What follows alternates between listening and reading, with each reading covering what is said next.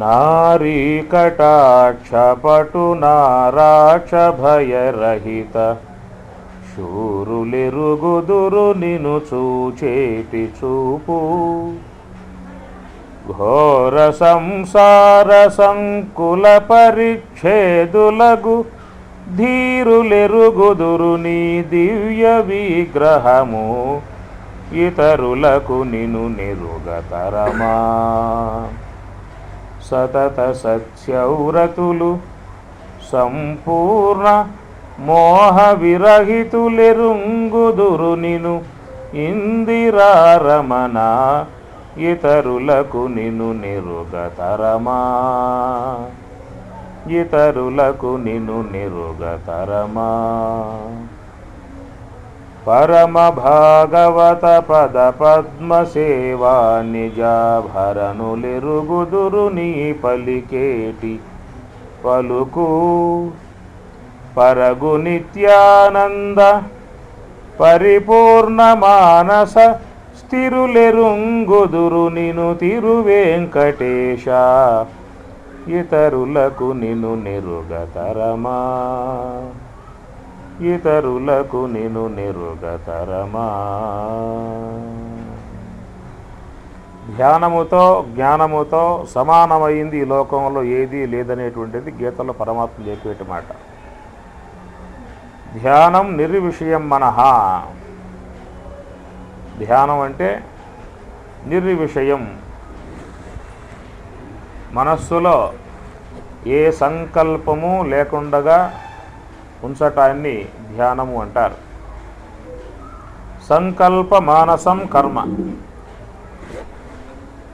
సంకల్ప మానసం కర్మ అన్నారు. మనస్సు చేసేటువంటి పనేమిటి? సంకల్పాలు చేయటం, ఆలోచనలను చేయటం, దాని పని అది. సంకల్ప వికల్పాత్మికం మనః, అమరకోశం. సంకల్పములు వికల్పములు. ఒక చోటికి పోవాలి అనేటువంటి భావనగా బయలుదేరతాం. సంకల్పం కొంత లెక్క పోయిన తర్వాత రేపు ఈ మార్గంలో పోవాలి కదా, ఈ పూట ఎందుకు పోవడం ప్రయాసపడి రేపు పోతే 2 పనులు అవుతాయి అని చెప్పి అనుకుంటాడు, తిరిగి వస్తాడు. వికల్పం.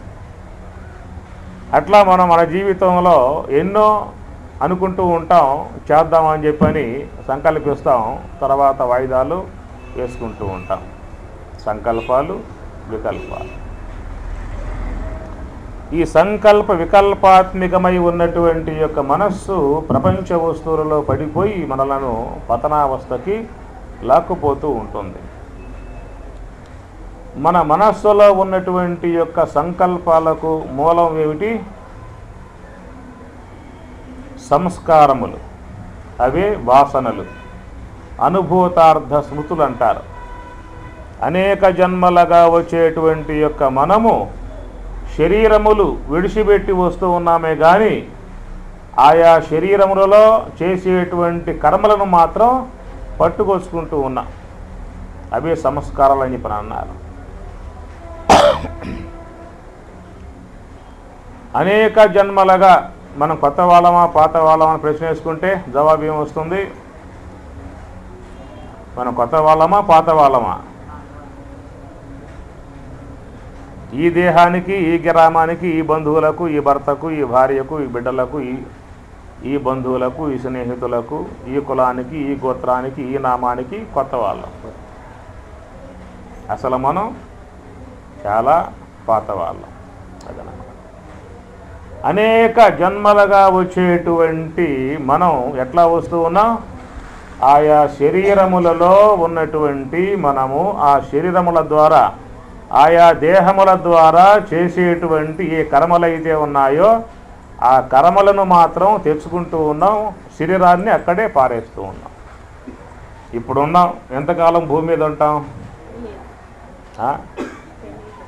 అది బాల్యం, యవ్వనం, వృద్ధాప్యం, మూడే చెప్తారు కదా మన వాళ్ళు. 3 నాళ్ళ ముచ్చట అని చెప్పని అంటారు. విన్నారా పదాన్ని ఎప్పుడైనా? 3 నాళ్ళ ముచ్చట అంటే ఏమిటి అర్థం? బాల్యం ఒక ముచ్చట, యవ్వనం ఒక ముచ్చట, వృద్ధాప్యం. బాల్యం పోతే పోయిందిలే అబ్బా యవ్వనం అన్న వచ్చింది అని అనుకోవచ్చు. సరే యవ్వనం పోతే పోయింది, వృద్ధాప్యం అన్న వచ్చిందని చెప్పి అనుకోవచ్చు. వృద్ధాప్యం పోతే అనుకుంటే ఏమొస్తుంది? మరణం వస్తుంది. లాస్ట్ పాయింట్ అది. అందువల్ల మానవుని యొక్క జీవితం 3 నాళ్ళ ముచ్చట అని చెప్పి అన్నారు. అయితే ఈ శరీరములో మనం చేసేటువంటి పుణ్యపాప సంబంధ క్రియలు అవన్నీ ఏమవుతూ ఉన్నాయి? మన మనస్సులో ప్రింట్ అవుతూ ఉన్నాయి. మన మనస్సు లోపల ప్రింట్ కాకుండా ఏ కార్యం కూడా చేసే అవకాశం లేదు. భార్యకు తెలియకుండా భర్త చేయవచ్చు, భర్తకు తెలియకుండా భార్య చేయవచ్చు, అమ్మ నాన్నకి తెలియకుండా బిడ్డలు చేయవచ్చు, ప్రభుత్వ కళ్ళు మూసి అందరం చేయవచ్చు. కానీ మనస్సు అనే కన్ను మూసి చేసే అవకాశం ఏమైనా ఉందా? మనస్సు అనేటువంటి యొక్క వస్తువుకు తెలియకుండా ఏమి చేసే అవకాశమే లేదు. ఎవరు లేరు. ఎడారిలో ఒక్కడవే ఉన్నావు అనుకో, చేసావు. మనసు కళ్ళు మూయి చేయటానికి చేసే అవకాశం లేదు.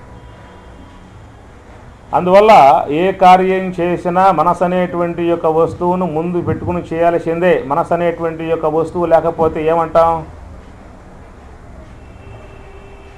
చెప్పండి. మనసు అనేటువంటి యొక్క వస్తువు లేకపోతే దాన్ని ఏమంటాం? ఏమ్మా ఏమంటాం చెప్పండి? పిచ్చివాడికి మనస్సు ఉంటుంది అంటే అపసవ్యంగా పనిచేస్తుంది. వాడికి అపసవ్యంగా పనిచేస్తుంది మనస్సు. వాడిని పిచ్చివాడు అంటాం. సవ్యంగా పనిచేస్తే మంచివాడు అంటాం.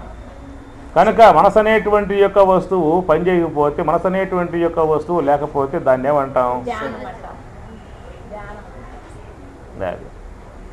మనసు అనేటువంటి యొక్క వస్తువు లేకపోతే ధ్యానం అంటాం. అమ్మగారు చెప్పారు. మీరేమంటారు? మనసు అనేటువంటి యొక్క వస్తువు లేకపోతే దానిని సుషుప్తి అవస్థ అంటాం, లేకపోతే యోగ సమాధి అంటాం. ధ్యానంలో మనస్సుతో కుస్తీ పడుతూ ఉన్నాం. ధ్యానంలో కూర్చునే కాడి నుంచి మన విధానం ఏమిటి? పోరాటం, యుద్ధం చేయటం అన్నమాట. కత్తి కటారులు తీసుకుని యుద్ధంలో ప్రవేశిస్తున్నాం అని చెప్పిన అర్థం. మనస్సుతో యుద్ధం చేయటం, అది పోరాటం అన్నమాట. మనస్సుతో ఎప్పటికప్పుడు మనసును జయించి ఆత్మ యొక్క తత్వానుభవాన్ని, యోగ సమాధిని పొందేటువంటి యొక్క ఉద్దేశంతో కూర్చుంటూ ఉన్నాం. చక్కగా స్నానం చేసుకుని మంచి దుస్తులు ధరించి, ఏదో దర్భాసనమో, జింక చర్మమో, తెల్ల వస్త్రమో ఏదో దుప్పటో పరుచుకుని, చిన్నముద్రదారులై, పద్మాసనశీలురై, 2 కన్నులు ముకులించి, ఇంత ఆర్భాటంగా ఇంత సరంజామాతో పోతున్నాం అని చెప్పిన ఉద్దేశం ఏమిటి? ఈ పూట దాన్ని జయించైనా, ఆత్మజ్ఞానం పొందైనా, బ్రహ్మానుభవాన్ని పొందైనా బయటికి వస్తాయి ఉద్దేశంతో లోనకు పోతున్నాం. పోయిన తర్వాత అది కొట్టేటువంటి దెబ్బలు తట్టుకోలేక బయటకు వచ్చి పడుకోవాలి. ఏ పూట కాపూట దాని చేతుల్లో ఓడిపోయే బయటకు వస్తున్నాం కదా. ఏ పూట అయినా బ్రహ్మములో పూర్తిగా లయమై వస్తున్నామా అని చెప్పానంటే అది ఒప్పుకోవాలి. అందుచేత ప్రతి మనిషి కూడా మనసు అనేటువంటి యొక్క వస్తువుతో పోరాటం చేస్తూ ఉన్నాడు. ధ్యానం అంటే పోరాటం, మనసుతో పోరాటం. మనసు యొక్క పోరాటం వల్ల జయించామా అని చెప్పానంటే, ఆ మనసు మనకు అధ్యయనంగా అయ్యింది అని చెప్పానంటే, ప్రశాంత మనసం హీనం యోగినం సుఖం ఉత్తమం ఉపైతి శాంత రజసం బ్రహ్మభూతం అకల్మషం. ప్రశాంత మనసం ఎవరి యొక్క మనస్సు అయితే ఉపశమించిందో, అది పోరాటం అలసిపోయేది దాని కలిపి పుట్టాలి. మన కలిపి పుట్టి మన మానేయకూడదు. చాలామంది ధ్యాన పరులు మనసుతో యుద్ధం చేయలేక అలసిపోయి సొలసిపోయి, అయ్యా గురువు గారు ఇది మా వల్ల అయ్యే పని కాదు, కాబట్టి సాప ఏదో కమండలు నువ్వే తీసుకో, దండం పెడుతున్నా, ఈ జన్మకు మాత్రం నాకు అవకాశం లేదు, మళ్ళా జన్మ వస్తే అప్పుడు సంగతి చూసుకుంటా. కాబట్టి ఆ పోరాటంలో మనకు అలుపు రాకూడదు. మనసుకి అలుపు వచ్చి అలసట వచ్చి మనకు దండం పెట్టేసేసి అయ్యా నేను ఓడిపోయాని చెప్పాలి. అంతవరకు మన పోరాటాన్ని కొనసాగించాల్సింది. నీటికి ఎదురు ఈదేటువంటిది చేప. అది ఏటవాలుగా పోదు.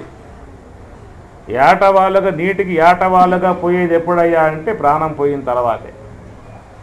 ఇప్పుడు చూసారా చేపని? ఆ నీరు పులో వస్తూ ఉంటే ఎదురుపోతూ ఉంటుంది, వాలుగా పోదన్నమాట. అట్లాగా ఈ సాధనా సంబంధమై ఉన్నటువంటి వారు కూడా ఎంతవరకు చేయాలి ధ్యానం? ఎంతవరకు చేయాలి ధ్యానం? పోనీ ఒక మాట అడుగుతా, ఎంతకాలం భోజనం చేయాలి? తుది శ్వాస ఉండే అంతవరకు, ప్రాణం ఉన్నంత వరకు తినాల్సిందే. ఆ ప్రాణం పోయే పూట తెలిసినప్పటికి కూడా తుష్టిగా చేయించుకుని ఆయన ఒకవేళ ఎప్పుడు కౌరు పంపినా నేను సాయంత్రం వస్తున్నానని చెప్పిన కౌరు పంపితే మధ్యాహ్నమే చక్కగా అన్నీ కూడా తినేసి కూర్చుంటాడు. కాబట్టి అంతకాలం భోజనం చేయాలనేటువంటి యొక్క విధానంలో ఈ యొక్క దేహం ఉన్నంత వరకు భోజనం చేయాల్సిందే. మరి ఎంతవరకు మనం ధ్యానం చేయాలి? మనస్సు లయమయ్యేదాకా ధ్యానం చేయాల్సిందే. మనస్సు బ్రహ్మములో లయమయ్యేదాకా ధ్యానం చేయాల్సిందే. పట్టు పట్టరాదు పట్టి ఇడువరాదు, పట్టెనేని బిగియ పట్టవలెను, పట్టు విడుడ కంటే పరగ చొచ్చుట మేలు విశ్వదాభిరామ హినురవేమ. పట్టు పట్టరాదు పట్టి ఇడువరాదు. ఆ విధంగా సాధకులై ఉన్నటువంటి వారు జీవితంలో అది పరమావధిగా భావించి ఆ మార్గంలో అడుగుపెట్టిన అడుగు తీయకూడదేక చివరిదాకా తత్వానుభవాన్ని పొందే పర్యంతం వరకు మన పోరాటాన్ని కొనసాగించాల్సి ఉంటుందన్నమాట. ధ్యానం అంటే పోరాటం, యుద్ధరంగం అని చెప్పిన అన్నాడు, కురుక్షేత్ర సంగ్రామం అని చెప్పిన అన్నాడు. ఆ సంగ్రామంలో అనేక ఆటుపోట్లు వస్తూ ఉంటాయి, ఇబ్బందులు వస్తూ ఉంటాయి, ఆలోచనలు వస్తూ ఉంటాయి, అనేక సమస్యలు వస్తూ ఉంటాయి. ఏం వచ్చినప్పటికీ కూడా అది నీకు సంబంధించినటువంటి యొక్క మార్గం, నీ యొక్క ఉద్ధరణ చేసుకునేటువంటి యొక్క మార్గం, నిన్ను నీవు తరింపజేసుకునేటువంటి యొక్క మార్గం, నీ యొక్క స్వస్వరూపాన్ని చేరేటువంటి యొక్క చేసేటువంటి యొక్క ప్రయత్నం అన్నమాట అది. అందువల్ల ఆ ప్రయత్నంలో ఎప్పుడూ కూడా సాధకుడు కృత నిశ్చయుడై ఆ మార్గంలో పయనించాల్సి ఉంటుందన్నమాట. అందుచేత ఈ మనస్సు అనబడేటువంటి యొక్క వస్తువు ఎప్పుడు పూర్తిగా ఆగిపోయి ఉంటుంది అనేటువంటి యొక్క మాటకి ఏం చెప్పుకున్నా, అది గాఢ నిద్ర అన్నా అయి ఉండాలి, సుషుప్తి అవస్థ అయినా అయి ఉండాలి, యోగ సమాధి అయినా అయి ఉండాలి. మనస్సు పూర్తిగా పనిచేయకుండా ఉన్నది అంటే ఉన్నటువంటిది అజ్ఞాన నిద్ర సంబంధం కావచ్చు, జ్ఞాన సంబంధ యోగ సమాధి కావచ్చు అన్నమాట. ఆ రెండు మినహాయిస్తే మనసు అనేటువంటి యొక్క వస్తువు ఎప్పుడూ కూడా పనిచేస్తూనే ఉంటుంది. ఆ పని చేసేటువంటి యొక్క విధానం జన్మజన్మాలుగా మనస్సు లోపల ఆ క్రియా సంబంధమైనటువంటి యొక్క వృత్తి కొనసాగుతూ ఉందన్నమాట. అందుచేత ఆ సంకల్పములు చేసేటువంటి యొక్క మనస్సుకి ఏమిటయ్యా బలము అంటే, ఆ మనస్సులో ఉన్నటువంటి యొక్క వాసనలు, ముద్రలు అయ్యే దానికి బలంగా పనిచేస్తూ ఉంటాయన్నమాట. అనుభూతార్థ స్మృతులు అంటారు. ఇప్పుడు మనం ధ్యానంలో కూర్చున్నాం, కళ్ళు మూసాం, స్వామిగారు చెప్పారు, పత్రిజీ చెప్పారు, శ్వాసపై ధ్యాస పెట్టవయ్యా అన్నాడు. మనం మనస్సుని శ్వాస మీద పెట్టేటువంటి యొక్క ఉద్దేశంతోనే ఉన్నాం, కానీ మనస్సు ఏం చేస్తూ ఉంటుంది? మనస్సు ఏం చేస్తుందా అని చెప్పనంటే, తనలో ఉన్నటువంటి యొక్క ముద్రై ఉన్నటువంటి యొక్క సంకల్ప ఆ ముద్రలను, ఆ యొక్క సంస్కారాలని అవ్యక్తం చేసుకుని అవే తలంపుల రూపకంగా చేసుకుంటూ ఉంటుందన్నమాట. మనం కోరేటువంటిది ఒకటి, మనం కోరకుండగా వచ్చేటువంటివి రెండు. మనం కోరేది ఏమిటి? తత్రైకాగ్రం మనఃకృత్వా, మనస్సుని ఏకాగ్రముగా, నిశ్చలముగా, నిర్మలముగా, ప్రశాంతముగా శ్వాసతో అనుసంధానం కలిగి ఆత్మతో ఐక్యత చెంది ఉండేటువంటి యొక్క విధానాన్ని మనం అపేక్షిస్తూ ఉన్నాం.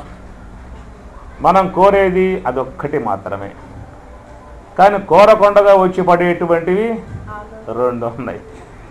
ఒకటి ఆలోచనలు అన్నా వస్తాయి, లేదా నిద్ర అన్నా ముంచుకొస్తుంది. అవి మనం కోరలా, మనం వాటి కోసంగా ఏం కూర్చోవాలా? దానికోసం కూర్చున్నావా? ఆలోచనల కోసం కూర్చున్నావా? నిద్ర కోసంగా కూర్చున్నావా? కనుక మనం కోరకుండగా ఉన్నటువంటివి రెండు. కోరుకున్నదేమో ఒకటి, కోరుకున్నదేమో ఎటుపోతుంది అడ్రస్ తెలియటం లేదు. కోరుకొని రెండు మాత్రం వచ్చి కూర్చుంటూ ఉన్నాయి. కారణం ఏమిటి?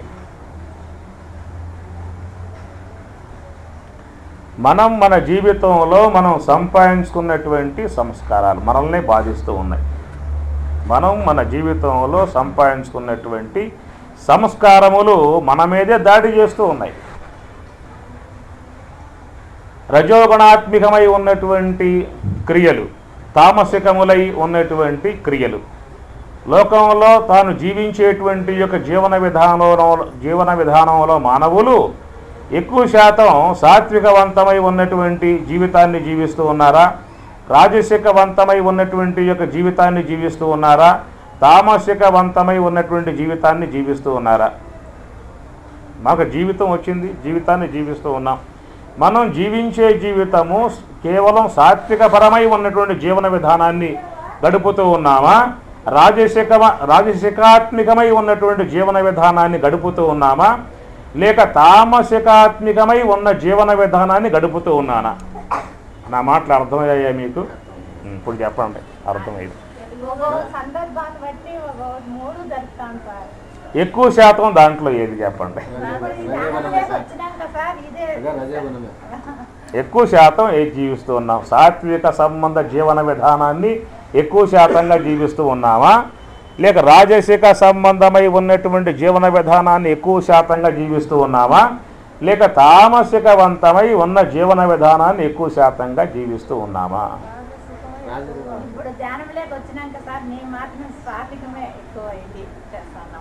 అది గొప్ప విషయం అమ్మా.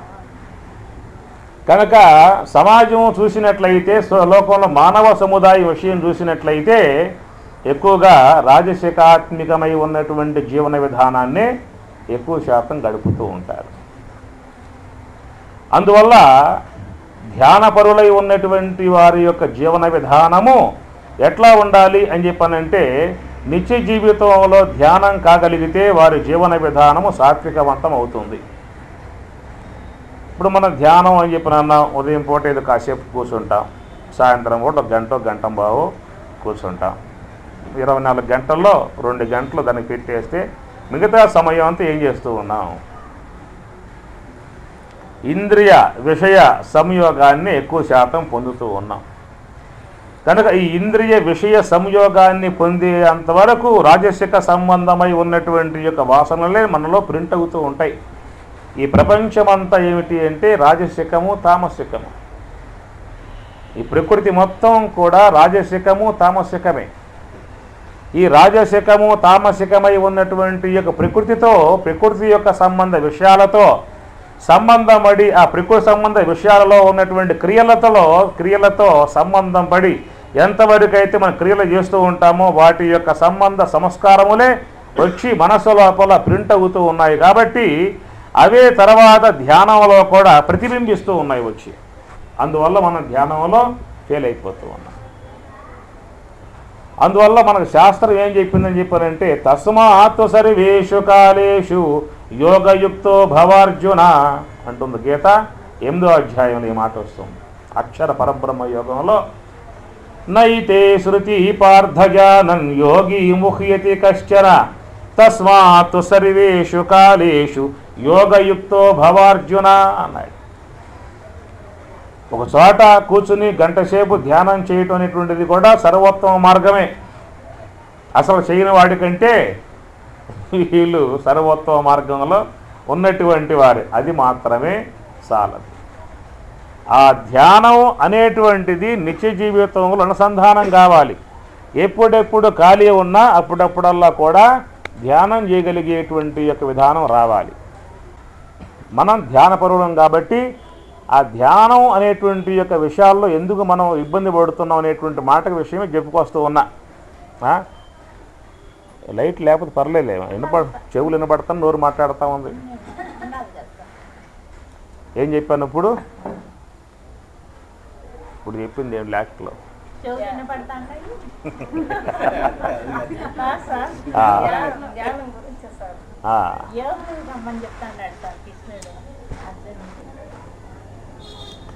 అందువల్ల ధ్యానం ఉదయం పూట బ్రాహ్మీ ముహూర్త కాలంలో గంట సేపు, సాయంత్రం బ్రాహ్మీ ముహూర్తాలు గంట సేపు చేయటం మంచిదే. కానీ కృష్ణ పరమాత్మ చెప్పేటువంటి యొక్క విధానం ఏమిటంటే, అదే సాల్దయ నిత్య జీవితంలో కూడా ధ్యానం కావాలి.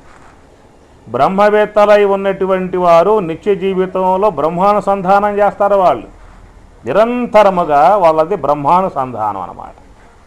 కను మోసిన కను దరచిన ఘన సచ్చి సుఖమయాత్మ కన్ను మూసిన కన్ను తెర్ర చిన్న ఘన సత్య సుఖమయాత్మ ఆ బ్రహ్మముతో ఆ బ్రహ్మానందంతో మనసు ఓరలాడుతూ ఉంటుంది, వ్యవహారం చేసుకుంటూ ఉంటారు. అది నిత్య జీవితంలో బ్రహ్మానుసంధానము అన్నారు. అలా నిత్య జీవితంలో బ్రహ్మానుసంధానం చేయగలిగేటువంటి యొక్క విధానం వాళ్ళకు వచ్చిందని చెప్పానంటే పలుమార్లు బ్రహ్మములు లీనమయ్యారు కాబట్టి ఆ పరిపక్వత పరిపూర్ణత ఆ పొందారు కాబట్టి వాళ్ళకి ఎలాంటి యొక్క విషయాలు అడ్డం లేకుండా వ్యవహారం చేస్తూ ఉన్నప్పటికీ కూడా వాళ్ళు బ్రహ్మమునే దర్శిస్తూ ఉంటారు. ఒక అమ్మగారికి చిన్న బిడ్డ ఉన్నది. ఆ బిడ్డకు పాలు సేపించి ఉయ్యాలలో పడుకోబెట్టి నీటి కోసంగా పోయింది. పూర్వకాలంలో నీటి కోసం గ్రామం ఎలపలకు బావులు ఉంటాయి అక్కడ. అట్లాగా పోయినటువంటి ఆమె నీరు తోడుకుని కొండ పెట్టుకుని ఓ చేత్తో బకెట ఓ చేత్తో బిందు పట్టుకుని వస్తూ ఉందన్నమాట. పైన 3 దొంతలు ఉన్నాయి నెత్తి మీద, 2 చేతులు 2 వస్తువులు అవి ఉన్నాయన్నమాట. ఇన్ని ఉన్నప్పటికీ కూడా ఏం చేస్తూ ఉంటుంది, బిడ్డ లేచాడేమో, వాడు ఏడుస్తున్నాడేమో, వాడు కింద పడతాడేమో మనస్సులో ఉందగా. ప్రగాఢంగా దొంతలేం పడ్డాయేమన్నా లేవు. కాబట్టి ఈ విధముగా బ్యాలెన్స్ కాపాడుకుంటూనే ఈ వస్తువులు ధరించి కూడా మనస్సులో ఎట్లయితే ఆ బిడ్డ యొక్క రూపాన్ని దర్శిస్తూ ఉన్నదో అదే ప్రకారంగా బ్రహ్మవేత్తలై ఉన్నటువంటి వారు నిరంతరముగా బ్రహ్మానుసంధానం చేస్తూ ఉంటారట. ఇది మాట నేను స్వతంగా చెప్పింది కాదు. ఇది సీతారామాంజనేయ సంవాదంలో ఆంజనేయ స్వామికి రాముడు బోధిస్తాడు ఈ విషయాన్ని. ఈ మాట నిత్య జీవితంలో బ్రహ్మానుసంధానం అని చెప్పినట్టు. గానంబున్నటనంబుతాలగతులన్ గావించుచున్ చారు విద్యా నైపుణ్యంబు చూపుచున్ శిరము మీదన్ కల్గు పెందోంతరంబు బోనంగైకును నాట్యశీలుని గతిన్ పుంఖాను పుంఖోజ్వల నానార్థానుభవజ్ఞుడయ్యు బుధుడానందాత్మగాన్సున్మదిన్. రాముడు అంటాడు ఆంజనేయ స్వామితో, గానంబున్నటనంబుతాలగతులను గావించుచున్ చారు విద్యా నైపుణ్యంబు చూపుచున్. నాట్యం చేసేటువంటి యొక్క ఆ ఆడపడుచు తాళగతులకు తాళగతులకు ఇలాంటి గమనంలో తేడా లేకుండా చక్కగా అభినయం చేస్తూ శిరము మీదన్ కలుగు పెందోంతరం పైన శిరస్సు మీద జ్యోతి పెట్టుకుంటుందన్నమాట. అది పడిపోకుండా ఈ తాళగతులకు అనుగుణ్యముగా నడక వేస్తూ నాట్యం చేస్తూ ఉంటుందట. అట్లాగా పుంఖాను పుంఖోజ్వల నానార్థానుభవజ్ఞుడయ్యు బుధుడు ఆనందాత్మగాన్సున్మదిన్. నానార్థానుభవజ్ఞుడై లోకంలో వ్యవహారం చేస్తూ ఉన్నప్పటికీ కూడా తన మనసు అనేటువంటి యొక్క వస్తువు మాత్రం ఆ బ్రహ్మానందాన్ని వీక్షిస్తూ ఉంటుందన్నమాట. ఆ విధముగా బ్రహ్మతత్వ అనుభవాన్ని పొంది ఉన్నటువంటి యొక్క బ్రహ్మవేత్తలు ఏ ప్రకారముగా నిత్య జీవితంలో బ్రహ్మానుసంధానాన్ని చేస్తూ ఉంటారో అట్లా ధ్యానపరులై ఉన్నటువంటి యొక్క మనము కూడా ఏం చేయాలి నిత్య జీవితంలో ధ్యానానుష్ఠానం కలిగి ఉండాలి. ఎట్లా వారు నిత్య జీవితంలో బ్రహ్మానుష్ఠానం కలిగి ఉన్నారు, అది బ్రహ్మానుష్ఠానం. మంది ధ్యానానుష్ఠానం. ఈ ధ్యానానుష్ఠానంలో పరిపూర్తిని చెందితేనే మనకు అది వస్తుంది, అది రాదుగా లేకపోతే. కనుక నిత్య జీవితంలో ధ్యానానుష్ఠానం కావాలంట పరమాత్మ గీతలో కూడా. ఆసీనోవా శయానోవా గచ్చన్ తిష్టం సదా అశుచి సర్వకాల ప్రయత్నేన యోగయుక్తో భవార్జున. ఆసీనోవా కూర్చుని ఉన్నావా, శయానోవా పడుకుని ఉన్నావా, గచ్చన్ నడుస్తూ ఉన్నావా, తిష్టన్ ఆగి ఉన్నావా, సదా అశుచి స్నానం చేయలేదా, కూర్చోవా అని చెప్పిన అంటాడు. సర్వకాల ప్రయత్నేన యోగయుక్తో భవార్జున. సర్వకాల ప్రయత్నేన నువ్వు ఏ ప్రయత్నంలో ఉన్నా, ఏ కార్యాలు చేస్తున్నప్పటికీ కూడా నీ మనస్సు మాత్రం లగ్నమై ఆ యొక్క మనస్సు అనేటువంటి యొక్క వస్తువుని అబ్జర్వడు, ఆ గమనిక అనేది మనలో దృఢంగా రావాలన్నమాట. ఏమన్నా నిత్య జీవితంలో ధ్యానం చేస్తూ ఉంటే మా వంట ఏం కావాలి, మా ఇల్లు వాకిలు ఏం కావాలి, మా వ్యాపారం ఏం కావాలి, మా యొక్క ఇంటి పనులు ఏం కావాలి అని ప్రశ్నించే వాళ్ళు ఉంటారు. మీరు మనసు అనేటువంటి యొక్క వస్తువుని పూర్తిగా ఆలోచన లేకుండా పెట్టే పనులు చేస్తున్నారా? వంట పని చేస్తున్నారు, ఏడో ఆలోచన చేస్తూ ఉంటారు, ఇల్లు చిమ్ముతూ ఉంటారు, ఆలోచనలే చెమ్మటమే, ఆలోచనలే పాత్రలు తవ్వడంతో. ఇంట్లో ఏ కార్యం చేస్తూ ఉన్నప్పటికీ కూడా మనసు అనేటువంటి యొక్క వస్తువు ఆలోచనలు చేస్తూనే ఉన్నది, కార్యాలు జరిగిపోతూనే ఉన్నాయి. స్కూటర్ మీద పోతూ ఉన్నాడు, ఆలోచన లేకుండా ఉన్నాడా? ఆలోచన చేస్తున్నాడు, వాడు పోతానే ఉన్నాడు స్కూటర్ మీద. కనుక లోకంలో ఎట్లయిందంటే సకల మానవులకి కూడా మనసు అనేటువంటి యొక్క వస్తువులో ఆలోచన విధానాన్ని కొనసాగించుకుంటూ ఓ పక్క ఉంటూనే సకల కార్యాలని చేసుకుంటూ ఉన్నారు. అంటే మనసు అనేటువంటి యొక్క వస్తువుతో ఆలోచనలు చేస్తూనే కార్యాలు చేసేటువంటి యొక్క విధానం అలవాటైపోయింది వాళ్ళకి. ఆ అలవాటు స్వాభావికమైందన్నమాట. ఏమైంది? మనసు అనేటువంటి యొక్క వస్తువు ఆలోచనలు చేసేటువంటి యొక్క విధానము స్వాభావికంగా అలవాటైపోయే మన క్రియలు సాగిపోతూ ఉన్నాయి. క్రియలకు క్రియలు ఉన్నాయి, ఆలోచనలకు ఆలోచనలతో మనసు కొనసాగుతూనే ఉందన్నమాట.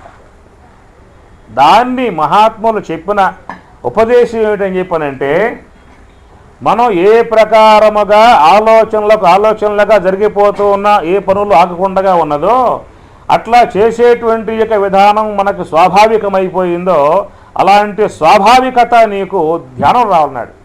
అది నీకు ధ్యానంలో అట్లా రావాలన్నమాట. ధ్యానపరులై ఉన్నటువంటి వారు ఎప్పుడైతే మనసు అనేటువంటి యొక్క వస్తువుని ఆలోచనలు లేకుండా నిశ్చలముగా ఉంచగలిగేటువంటి యొక్క విధానాన్ని అభ్యాస బలముతో సాధించినట్లయితే వాళ్ళ మనస్సు కూడా నిశ్చలమై ఉంటుంది, పనులు జరిగిపోతూ ఉంటాయి.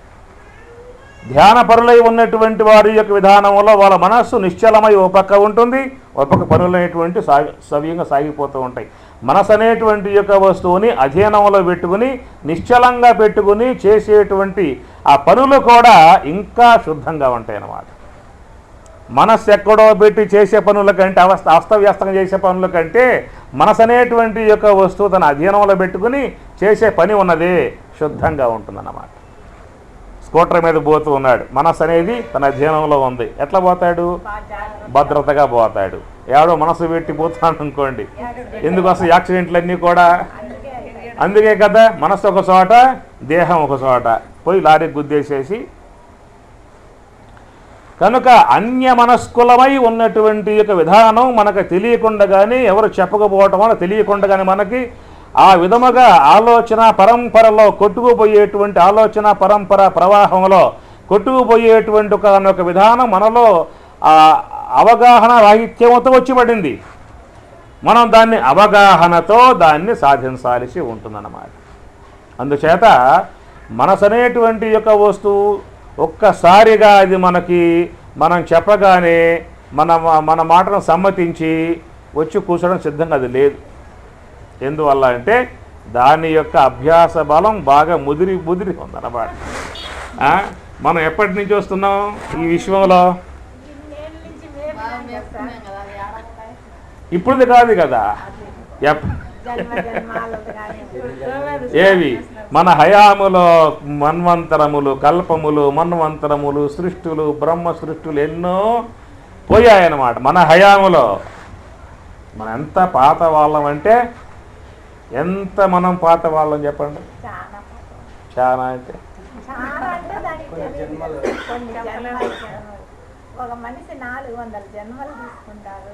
ఒక మనిషి 400 జన్మలు తీసుకుంటాడు.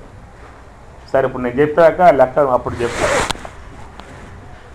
సహస్రయుగ పర్యంతతు అహహ బ్రహ్మణ విదు రాత్రిం యుగ సహస్రాంతాం తే హోరాత్ర విదో జనా కృతా త్రేత ద్వాపర కలి. కృతయుగం 18 లక్షల చిల్లరి, కృత త్రేతాయుగం 12 లక్షల చిల్లరి, ద్వాపర యుగం 8 లక్షల చిల్లరి, కలియుగం 4,32,000. కలియుగం 4,32,000 అన్నమాట. ఇప్పుడు కలియుగ ఆరంభం ఎంతకాలం అయింది? 5,000 ఏండ్లు అయిందన్నమాట. కలియుగం ఆరంభమై 5,000 ఏండ్లు అయింది. ఇంకెంత ఉంది కలియుగం? 3 లక్షలు. 4,32,000లో 5 తీసేయండి. ఎన్నిసార్లు సావాలి, ఎన్నిసార్లు పుట్టాలి? అదే ప్రమాణం సంకల్పం చూస్తున్నాం కదా. అందుచేత ఈ విధముగా కృత త్రేత ద్వాపర కలి ఈ 4 చేరితే ఒక మహాయుగం అన్నారు. ఒక్క మహాయుగం. ఇలాంటి మహాయుగములు సహస్ర 1000 గడిస్తే బ్రహ్మకు ఒక పగల పూర్తవుతుందన్నమాట. మనం ఎట్లయితే పొద్దున్న లేచాం, దండదావనం చేసుకున్నాం, టీ తాగాం, టిఫిన్ చేసాం, భోజనం చేసుకున్నాం, సాయంత్రం అయింది కదా, అట్లా ఆయనకు కూడా ఈ పగల పూర్తి కావాలంటే ఎంత కావాలి? సహస్రయుగ పర్యంతత్ అహహ బ్రహ్మణ విదు 1000 మహాయుగాలు. ఇప్పుడు చెప్పే కదా, కృత, త్రేత, ద్వాపర, కలి, ఈ 4 చేరితే ఒక మహాయుగం. ఇలాంటి 1000 గడిస్తే ఒక పగల అన్నమాట. రాత్రిం యుగ సహస్రాంతం. రాత్రి అంతా, రాత్రి కూడా యుగ సహస్రాంతం. 2000 మహాయుగాలు అయితే రోజు అన్నమాట. అంటే పగటి పూట నిర్మాణం విశ్వమంతా ఉంటుంది, రాత్రి కాగానే మొత్తం లయమైపోతుంది అన్నమాట. పృథివీ జలంలో, జలం అగ్నిలో, అగ్ని వాయువులో, వాయువు ఆకాశంలో, ఇట్లా మొత్తం లయమైపోగా ఈ సమస్త మెటీరియల్, ఈ పంచభూతాత్మిక విశ్వ మెటీరియల్ అంతా కూడా ఏమవుతుంది? సమిష్టి మాయలోకి పోతుంది. మరి ఆ సమిష్టి మాయలోకి పోయిన తర్వాత మనం ఎక్కడికి పోతాం? ఇప్పుడు మనం ఉన్నాంగా, భూమి లేకపోయే ఉందామంటే తాగుదామా నీళ్ళు లేవు, పీలుద్దామా గాలి లేదు, ఆకాశం లేదు. ఇప్పుడు మనం ఎక్కడున్నారు? ఇప్పుడు స్నానం కూడా వాటితో పాటే మహాగజ పలాయంతి మసికానం కాగతి. ఇప్పుడు ఏమన్నాడంటే సమస్త జీవులు కూడా వారి వారి యొక్క పార్థివ దేహాలు విసర్జించి ఇంద్రియాత్మికమై ఉన్నటువంటి యొక్క సూక్ష్మ దేహముతో అజ్ఞానాత్మికమై ఉన్నటువంటి యొక్క జీవ పదార్థము సూక్ష్మముగా అణుమాత్రముగా సమిష్టి మాయలో ఉంటుందట. అంటే మనందరం కూడా ఆ సమిష్టి మాయలో జీవరూపముగా నిక్షిప్తమై ఉంటాం. తిరిగి మరలా బ్రహ్మకు పగలు ఏర్పడి, రాత్రి పగలు ఏర్పడి విశ్వం ఆవిర్భావం కావటంతో ఏ తస్మాదాత్మన ఆకాశ సంభూత ఆకాశాద్వాయు వాయో అగ్ని అగ్ని ఆపః అభ్య పృథివీ పృథివ్యాం ఓషధయ ఓషధిభ్యో అన్నం అన్నాత్ శుక్ల శుక్లాత్ పురుష అంటుంది తైత్రీయం. విశ్వమంతా వచ్చేసిందనమాట. అప్పుడు మనం కూడా ఏం చేస్తాం? ఎవరి యొక్క బాగా దులిపేసుకుని అప్పటి జన్మల యొక్క కరమంతా మూట మళ్ళా భుజాన వేసుకొని మళ్ళా వచ్చేస్తాం. ఎప్పుడు దాకా ఉంటాం? మళ్ళా రాత్రి అయిన దాకా ఎక్కడే ఉంటాం. మనం చస్తూ ఉంటాం, పుడుతూ ఉంటాం, చస్తూ ఉంటాం, పుడుతూ ఉంటాం. ఇప్పుడు దాకా మళ్ళా బ్రహ్మదేవునికి 1000 మహాయుగాలు అయ్యేదాకా, రాత్రి వచ్చేదాకా, విశ్వం లయమయ్యేదాకా పుడుతూ ఉంటాం, పిల్లలు చేసుకుంటూ ఉంటాం, పిల్లలు కంటూ ఉంటాం, వాళ్ళ పిల్లలు పోతుందన్నమాట. ఈ విధముగా రాత్రి వేలేమో సమిష్టి మాయలో ఉండి పగటి పూర్వం విశ్వంలో జన్మిస్తూ ఉండేటువంటి విధానమే మనందరి యొక్క విధానం. ఇట్లా బ్రహ్మదేవునికి పగటి పూట నిర్మాణము, రాత్రిపూట లయం.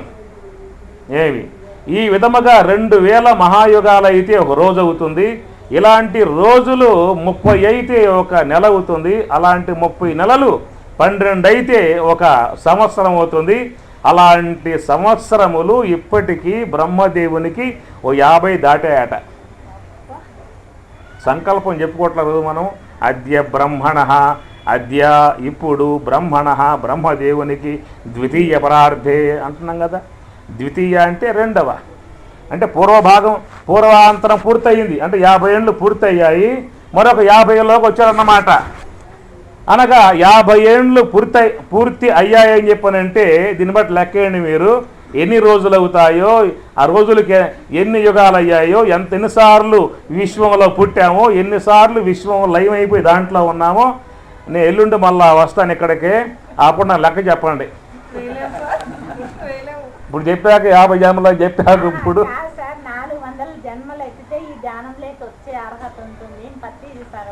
మంచి పని. స్వామి గారి మాట మనం స్వీకరించాలి, గౌరవించాలి కూడా. అందువల్ల ఈ రకంగా చూస్తే మాత్రం మనం ఎన్నిసార్లు దేహములు ధరించామో, ఎన్నిసార్లు విసర్జించామో మనకే లెక్క లేకుండా గడిచిపోతూ ఉన్నది. అందుచేత అనేక జన్మలుగా వచ్చేటువంటి యొక్క మనం సనాతనం. ఈ జీవుడు ఎలాంటి వాడు అని చెప్పనంటే సనాతనుడు అన్నమాట. జీవునికి నాశనం లేదు.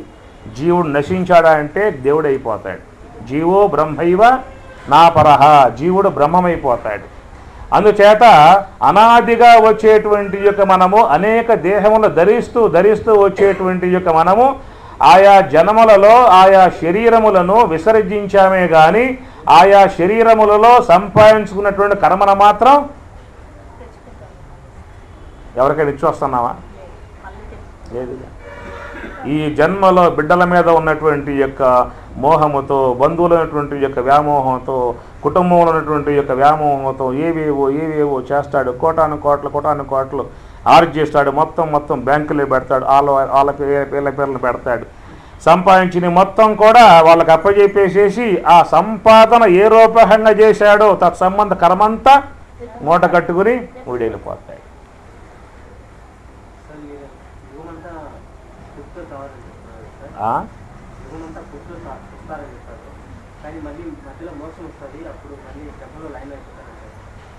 నీతో నేను చివరిలో పెట్టుకుంటా, ఇప్పుడు మధ్యలో కుదరదు. ఏమనుకో మాకు, చెబుతా నీకు, నీ పాటి చెబుతాను. సబ్జెక్ట్ కట్ అయిపోతుంది కాబట్టి చెప్తాను నీకు, కోపం తెచ్చుకో మాకు. ఇప్పుడు ఏం చెప్పాను? నిజంగా ఈనాడు చూసినట్లయితే మనిషి ఎంత విచక్షణారహితముగా, ఎంత జ్ఞానరహితముగా, అజ్ఞానిగా, ఒక మూర్ఖ విధానంగా తయారయ్యి మరి ఆ యొక్క మోహాలకు వ్యామోహాలకు లోనే ఎలాంటి ఘోర కార్యాలు, మోస కార్యాలు ఎట్లా చేస్తూ ఉన్నాడు. ఆ చేసేటువంటి ఆ కర్మంతా కూడా ఎవరిని చుట్టుకుంటుంది? అంతే కదా. నాయనా బిడ్డలారా, నేను ఏవైతే సంపాదించానో అవన్నీ కూడా మీ పేర్ల మీద మొత్తం పనిచేసే ల్యాండ్లు కానీ, భూములు కానీ, ఇండ్లు కానీ, కంపెనీలు మొత్తం రాసేసేసాను. ఇంకొక సంపద ఉందరా అని చెప్పి అన్నాడు. ఏమిటయ్యా సంపద అంటే, పాప సంపద ఉన్నది, అది కూడా పనిచేస్తా అని చెప్పి అన్నాడు. బెడ్లు ఏమంటారు? నానా అది నీ ఖర్చుల కోసంగా ఉంటుంది కానీ నువ్వు పెట్టుకో, మాకు ఇది చాలంటారు. ఎవరు తీసుకో. అందువల్ల ఏ శరీరములో ప్రవేశిస్తూ ఉన్నాడో ఆ శరీరములో గురువు యొక్క అనుగ్రహం లేకపోవటం వల్ల, తాత్విక చింతన లేకపోవటం వల్ల, జ్ఞానం లేకపోవటం వల్ల, తత్వ సంబంధ భావం లేకపోవటం వల్ల లోకములో ఈ యొక్క మానవుల యొక్క మార్గాన్ని వాడు అనుకరించి వాళ్ళ యొక్క తత్వాలను పునకరించుకొని ఆ మార్గంలో పయనించి విచక్షణారహితముగా చేసేటువంటి కార్యాలకి ఎవరు బాధ్యుడవుతాడు? తానే బాధ్యుడై ఆ సంస్కారమంతా తానే లోన సూక్ష్మదేహంలో పెట్టుకుని పోతూ ఉన్నాడు. ఈ విధముగా అనేక జన్మలుగా ఉన్నటువంటి యొక్క సంస్కారములను లోన పెట్టుకుని జీవుడు వస్తూ ఉన్నాడు. కాబట్టి ఈ పూటతో జయిస్తాను అని చెప్పనంటే అది మాత్రం సిద్ధంగా లేదు. అందువల్ల సాధకులై ఉన్నటువంటి వారు కొంత పోరాటాన్ని కూడా కొనసాగించాల్సి ఉంటుంది.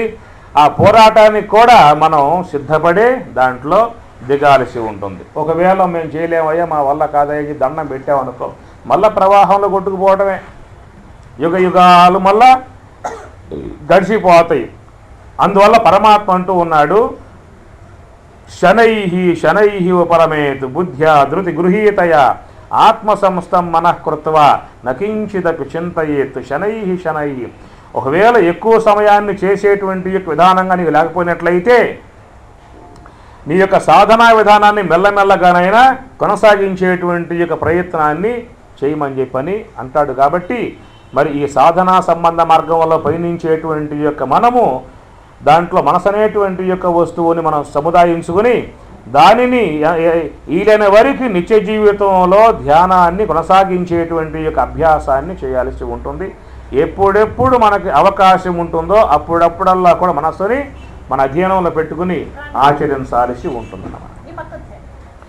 సత్యలోకం పుజాడ హంసకిరుక విను దానిపై స్వారి చేయించు మానసముతో మానస బ్రహ్మమౌ మాయదాటి గురుని ఉపదేశమున గురి కుదురుననఘా. సత్యలోకం పుజాడ హంసకిరుక పారమార్థికమగు బ్రహ్మతత్వానుభవాన్ని పొందేటువంటి యొక్క ఉద్దేశంతో ఉన్నటువంటి వారు హంసనే ఆశ్రయించాల్సి ఉంటుంది అన్నమాట. దేన్ని ఆశ్రయించాలి? హంస అంటే శ్వాస, ఊపిరి, ఉచ్ఛ్వాస నిశ్వాసలు అన్న అర్థం ఒకటే. రోజుకి 21,600 సార్లుగా సంచరించేటువంటి యొక్క ఈ శ్వాస పరమాత్మను, పరబ్రహ్మమును, ఆత్మతత్వాన్ని పొందింపజేసేటువంటి యొక్క వస్తువుగా ఉందన్నమాట. ఈ విశ్వములో ఉన్నటువంటి ఈ పంచభూతాలు ఏం చెప్పాను? మొత్తం పంచభూతాత్మికమే. ప్రపంచం అని చెప్పి అంటున్నాక, ప్రపంచము అంటే పంచ అంటే 5: భూమి, జలము, అగ్ని, వాయువు, ఆకాశం. ఇంకొక భూతం లేదు. ఏమండి ఇండియాలో 5 భూతాలే ఉన్నాయి, అమెరికాలో 6వ భూతం ఉందేమో. ఏ దేశానికి పోయినా ఉండేది 5 భూతాలే, పంచభూతాలే. పంచభూతాలే కాబట్టి ప్రపంచం అని చెప్పిన అన్నా. కనుక ఈ పంచభూతములై ఉన్నటువంటి యొక్క ప్రపంచము తన యొక్క స్వరూపాన్ని అభివ్యక్తం చేసుకోవటానికి ఏం చేసిందని చెప్పనంటే, ఈ మానవులకు ఒక్కొక్క ఇంద్రియం, ఒక్కొక్క భూతం ఇచ్చింది. ఏ యొక్క వ్యావహారికమై భౌతికమై ఉన్నటువంటి ఈ యొక్క ప్రపంచం ఉన్నదో, పంచభూతాలు ఉన్నాయో, ఈ పంచభూతముల యందు ఉన్నటువంటి యొక్క పంచ విషయములు, శబ్ద, స్పర్శ, రూప, రసగంధాది విషయములు, అవి ప్రకటింప చేసుకోవటానికి, వాటిని తెలియజేసుకోవటానికి ఈ పంచభూతములు మానవునకు 5 ఇంద్రియాలు ఇచ్చాయన్నమాట. ఆకాశం తనను ప్రకటింపజేసుకోవటానికి మానవునికి శ్రోత్రేంద్రియాన్ని ఇచ్చింది. ఇంత ఏం చేస్తాం మనం? ఆకాశం యొక్క సంబంధ శబ్దాన్నే తెలుసుకుంటూ ఉంటాం. వాయువు తనను ప్రకటింపజేసుకోవటానికి, తనను తెలియజేసుకోవటానికి ఏం చేసింది? ఒక ఇంద్రియం ఇచ్చింది. ఏమిటది? ఏ ఇచ్చింది? త్వగేంద్రియం, స్పర్శ ఇంద్రియం, త్వగేంద్రియం అన్నమాట.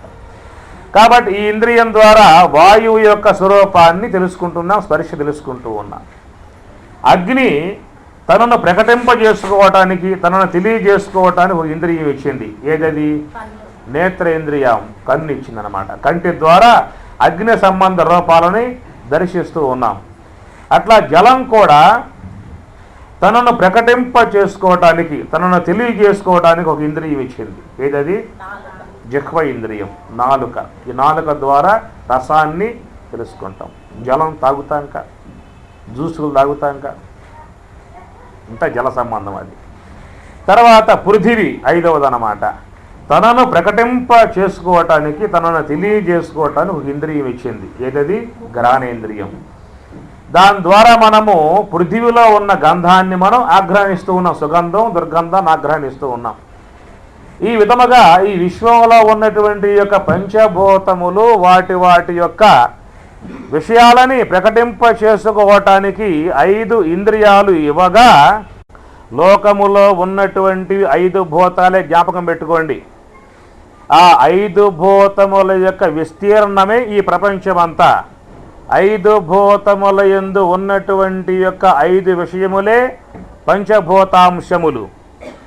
6వ విషయం లేదు, 6వ భూతం లేదు, 6వ విషయం లేదు, 6వ ఇంద్రియం లేదు. ఇక ఉన్నాయి 5 ఇంద్రియాలే, ఉన్నాయి 5 విషయాలే, ఉన్నాయి 5 భూతాలే. అందువల్ల ఈ విశ్వం ఏదైతున్నదో భౌతికమై, పరిణామశీలమై, మిథ్యామాత్రమై, కల్పితమై, నామరూప సహితమై, దుఃఖభూయిష్టమై, వేదనాత్మికమై, భవబంధాలకు హేతువై ఏ విశ్వమైతే ఉన్నదో ఆ విశ్వమును ప్రకటింపజేసుకోవటానికి మానవులకు ఆ పంచభూతాలు, పంచ ఇంద్రియాలని వీడు మొఖాన పడేశాయి. ఎడబడేశాయి? అవునా కాదు చెప్పండి. ఎక్కడుంటే ఇంద్రియాలు? మొఖానే ఉన్నాయి. కంఠం దిగితే కింద ఉన్నాయి ఏమన్నా, చెవులు ఉన్నాయి ఎక్కడే, కండ్లు ఉన్నాయి ఎక్కడే, నోరుంది ఎక్కడే, గ్రాణం ఉంది ఎక్కడే కదా. నేను చెప్పిందేంటి మరి? ఏదో మీకు తిట్టుగా అనిపిస్తూ ఉంటుంది. నేను చెప్పింది వాస్తవం. నామరూప సహితమై, పరిణామశీలమై, మిథ్యామాత్రమై, కల్పితమై, దుఃఖభూయిష్టమై, భవబంధాలకు హేతువై, వేదనలకు హేతువై ఉన్నటువంటి ఏ ప్రపంచమైతే ఉన్నదో, ఏ పంచభూతాత్మికమై ఉన్నదో అది తనను ప్రకటింప చేసుకోవటానికి మానవులకు 5 ఇంద్రియాలు పడేస్తే ఆ 5 ఇంద్రియాలకు చిక్కి 5 ఇంద్రియాలలో తగులుకొని ఆ ప్రపంచాన్నే చూస్తూ ఉన్నాడు. మరి ఈ విధముగా పంచభూతాలు వాటిని ప్రకటింప చేసుకోవటానికి, తెలియజేసుకోవటానికి మానవులకు 5 ఇంద్రియాలు ఆ పంచభూతాత్మిక విశ్వం ఇస్తే, మరి పారమార్థికమై, సప్రకాశమై, చేతనాత్మికమై, నామరూపరహితమై, సర్వాధారమై, సచ్చిదానందమై ఏ బ్రహ్మమైతే ఉన్నదో ఆ బ్రహ్మము తనను తెలియజేసుకోవటానికి ఏమైనా ఇచ్చిందా? పంచభూతాత్మికమై, నామరూప సహితమై, పరిణామశీలమై, మిథ్యామాత్రమై, దుఃఖభూయిష్టమై, తామసికవంతమై, భవబంధములకు హేతువై ఏ ప్రపంచమైతే ఉన్నదో ఆ ప్రపంచము తన పంచభూతాల ద్వారా మానవులకు తమ యొక్క ఉనికిని తెలియజేసుకోవటానికి మనకు 5 ఇంద్రియాల రూపకంగా ఇచ్చాయి. మనం వాటితోనే సంబంధం పడి జీవితాలు గడిపేసుకుంటూ ఉన్నాం. ఇది వ్యావహారికం, అది పారమార్థికం. బ్రహ్మం అంటే పారమార్థిక సత్తా, ఇది వ్యావహారిక సత్తా అన్నమాట. కనుక మరి వ్యావహారిక సత్తా ఇది తనను ప్రకటింప చేసుకోవటానికి మానవులకు 5 పరికరాలు ఇచ్చింది కదా. మరి పారమార్థికమై ఉన్నటువంటి యొక్క ఆ బ్రహ్మ పదార్థము తనను ప్రకటింప చేసుకోవటానికి, తనను తెలియజేసుకోవటానికి ఏమైనా మనకు ఒక వస్తువన్న ఏదన్నా ఇచ్చిందా? భగవత్తత్వానుభవాన్ని పొందాలనేటువంటి అపేక్ష ఉన్నటువంటి వాడు హంసను ఆశ్రయించాలి. ప్రపంచ స్వరూపాన్ని చూసేటువంటి యొక్క ఉద్దేశం ఉన్నటువంటి వాడు ఇంద్రియాలని ఆశ్రయించాలి. రెండే చెప్పే వస్తువులు, ఒకటి వ్యావహారిక వస్తువు, ఒకటి పారమార్థిక వస్తువు. ఒకటి పరిణామ రహితం, ఒకటి పరిణామ సహితం. ఇంద్రియ గోచరం, ఇంద్రియ అగోచరం. మిథ్యా మాత్రం, సత్యస్వరూపం, అప్రకాశకం, స్వప్రకాశకం, దుఃఖభూయిష్టం, ఆనందాత్మికం, బంధహేతువు, మోక్షస్వరూపం. రెండే ఉన్నాయి ఈ విశ్వంలో, ఒకటి వ్యావహారికం, ఒకటి పారమార్థికం. కనుక వ్యావహారికమై ఉన్నటువంటి యొక్క ఈ విశ్వస్వరూపాన్ని తెలుసుకోవటానికి మానవులకు పంచ ఇంద్రియాలు ఎట్లయితే ఉన్నాయో, పారమార్థికమై ఉన్నటువంటి యొక్క బ్రహ్మతత్వాన్ని తెలుసుకోవటానికి భగవంతుడు ఇచ్చినటువంటి యొక్క ఆ వస్తువే హంస.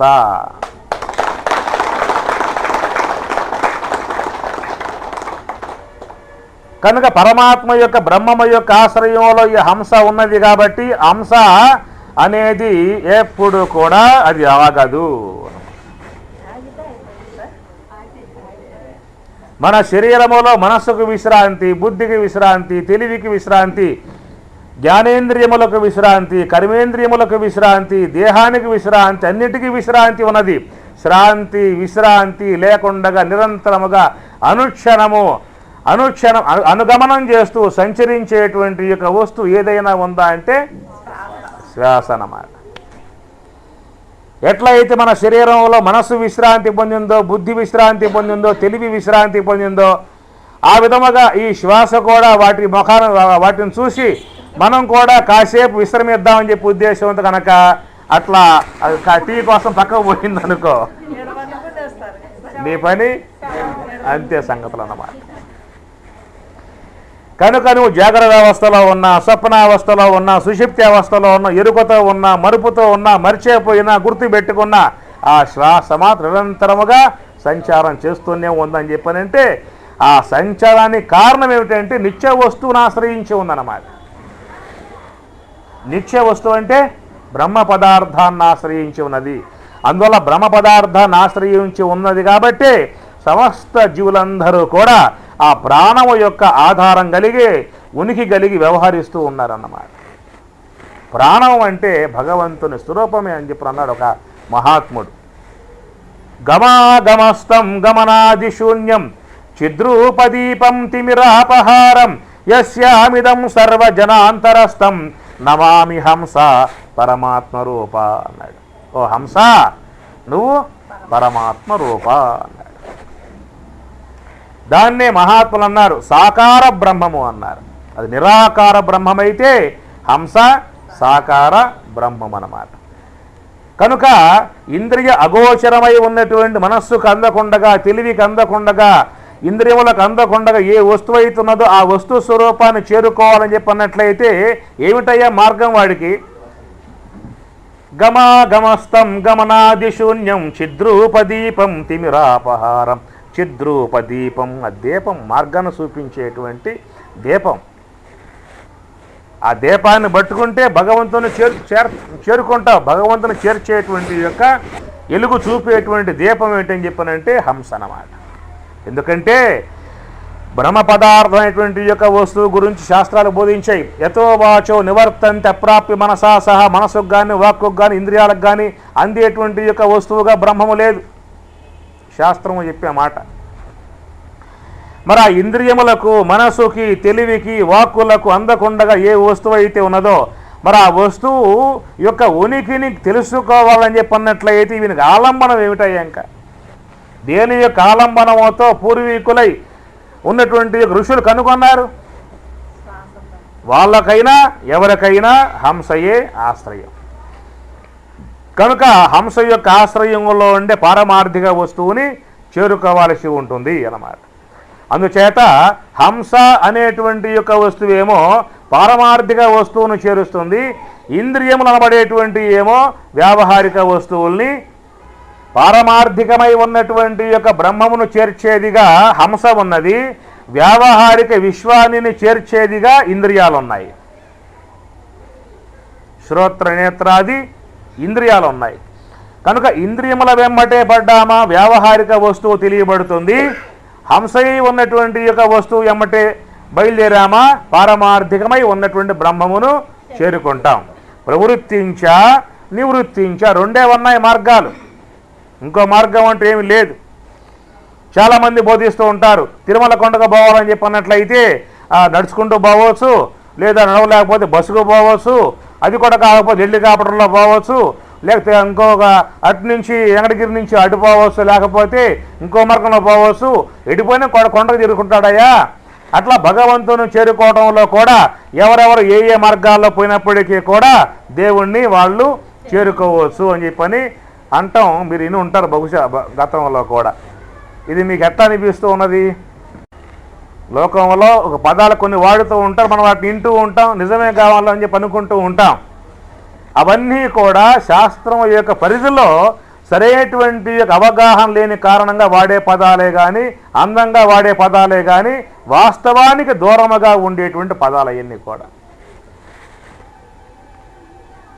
ఒకవేళ తిరుమల కొండ మీద ఉన్నటువంటి యొక్క దేవుణ్ణి చేరుకోవాలని చెప్పన్నట్లయితే నడుచుకుంటూ అయినా పోవచ్చు, హెలికాప్టర్లో పోవచ్చు, బస్సులో పోవచ్చు, ఎట్టయినా పోవచ్చు.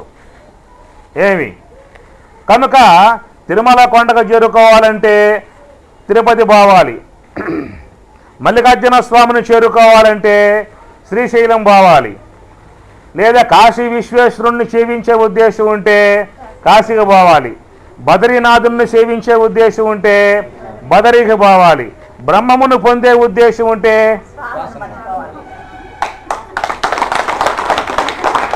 ఏడగా పోవాలయ్యా? లోపలికి పోవాలి. నీ లోపలికి పోవాలంటే ఏడకు పోతా నువ్వు చెప్పే తిరుమల స్వామి కొండ మీద ఉన్నాడు, నువ్వు చెప్పే మల్లికార్జున స్వామి శ్రీశైలంలో ఉన్నాడు, నువ్వు చెప్పే విశ్వేశ్వరుడు కాశీలో ఉన్నాడు. శాస్త్రం చెప్పే బ్రహ్మ పదార్థం అంతటా ఉన్నది. అంతటా ఉన్న బ్రహ్మము నీలో ఉన్నది. అంతటా ఉన్న బ్రహ్మాన్ని నువ్వు పొందలేవు, నీలో ఉన్న బ్రహ్మాన్నే పొందాల్సి ఉంది.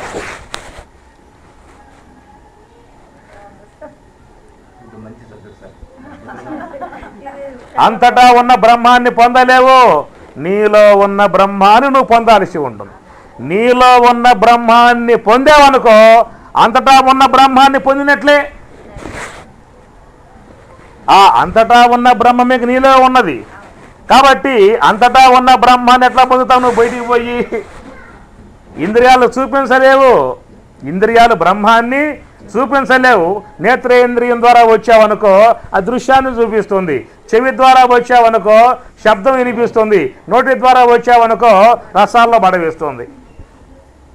వాటి యొక్క విధానం, వాటి యొక్క సామర్థ్యం విషయ సముదాయాన్ని విషయం చేయగలుగుతాయే కానీ పారమార్థిక బ్రహ్మాన్ని చూపించే స్థాయికి అవి పోలేవు.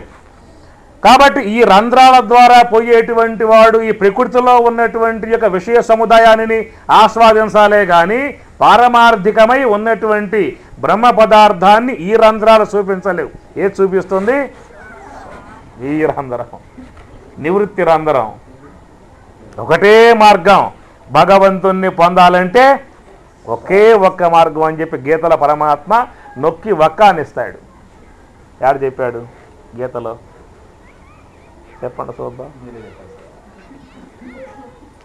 ఏ పితృగీత అన్నారా, గీతామాత అన్నారా? మరి మీరు చెప్పొద్దా అడిగినప్పుడు? పితృగీత అంటే నేను చెప్పాల్సి ఉంటుంది, అప్పుడు గీత మాత కదా, మరి మీరు చెప్పొద్దా? భగవద్గీత అంటే సార్ శ్వాస అని, భగవత్ అంటే 9 రంధ్రాలతో కూడిండేది, శ్వాస అంటే గీత అని. అది సరేలేదు, అక్కడికి వస్తాను లేదు. ఏవి ఒకే ఒక్క మార్గం భగవంతుని పొందటానికి అనేటువంటి విషయముగా భగవద్గీతలో చెప్పబడింది అనే విషయం చెప్పాను. ఎక్కడ ఉంది ఆ అంశం అని చెప్పి అడిగాను. అంటే మీకేమర్థమైంది ఇప్పుడు? దీన్ని బట్టి మాకు కూడా గీతా శ్లోకాలు పరిచయం కావాలయ్యని అర్థం అవుతుంది. పాయింట్ మీకు గీత రావాలి, శ్లోకాలు తెలియాలి, ఆ శ్లోకాలలో ఉన్నది భగవతత్వం యొక్క వివరణ. అందుచేత భగవంతుని పొందటానికి గల మార్గాలు అనేకం లేవు. శాస్త్రం చెప్పింది ఒకే ఒక్క మార్గం, ఏకేహ కురునందన అని పరమాత్మ అంటాడు. వ్యవసాయాత్మిక బుద్ధి ఏకేహ కురునందన బహుశాఖాహి అనంతాశ్చ బుద్ధయో అవ్యవసాయినాం. వ్యవసాయాత్మికం అంటే ప్రయత్నశీలురై గురువు ద్వారా తత్వశాస్త్రాధ్యయనము చేసి బ్రహ్మోపదేశమును పొంది చక్కగా మనస్సుని శ్వాస మీద పెట్టి ధ్యానం చేసేటువంటి వారిని వ్యవసాయాత్మిక అంటాడనమాట. వ్యవసాయం అంటే ఏమిటి? దున్నటం ఆ భూమిని. ఇది ఈ సాధన చేయటాన్నే, ప్రయత్నం చేయటాన్నే వ్యవసాయం అంటారన్నమాట. ఒకవేళ పొలం తీసుకోండి, అర్థం తప్పేం లేదు. రైతు ఉన్నాడు, క్షేత్రపాలుడు ఉన్నాడు, ఆ క్షేత్రంలో చక్కగా నాగలి పెడతాడు, బాగా మెత్తగా దున్నుతాడు. కలుపు మొక్కలు, పిచ్చి మొక్కలు, గడ్డి మొక్కలు మొత్తం పీకిపారేట్లా మొత్తం తీసేసి బాగా సదును చేసి బాగా మెత్తగా దున్నేసేసి దాంట్లో ఎరువేసి బలం వేసి నీరు పెట్టి దాంట్లో గింజ నాటి దాన్ని సస్యశ్యామలంగా పైరు పండిస్తాడు, ఫలసాయాన్ని అందుకుంటాడు. ఏ రైతు అయితే ఆ భూముల్లో నాగలి పెట్టి దున్నడో, దాంట్లో సంస్కరింపజేయడో, అలాంటి ఆ భూమిలో ఏం పండుతాయి? పిచ్చి మొక్కలు, గడ్డి మొక్కలు అన్నీ మొలుస్తాయి అన్నమాట.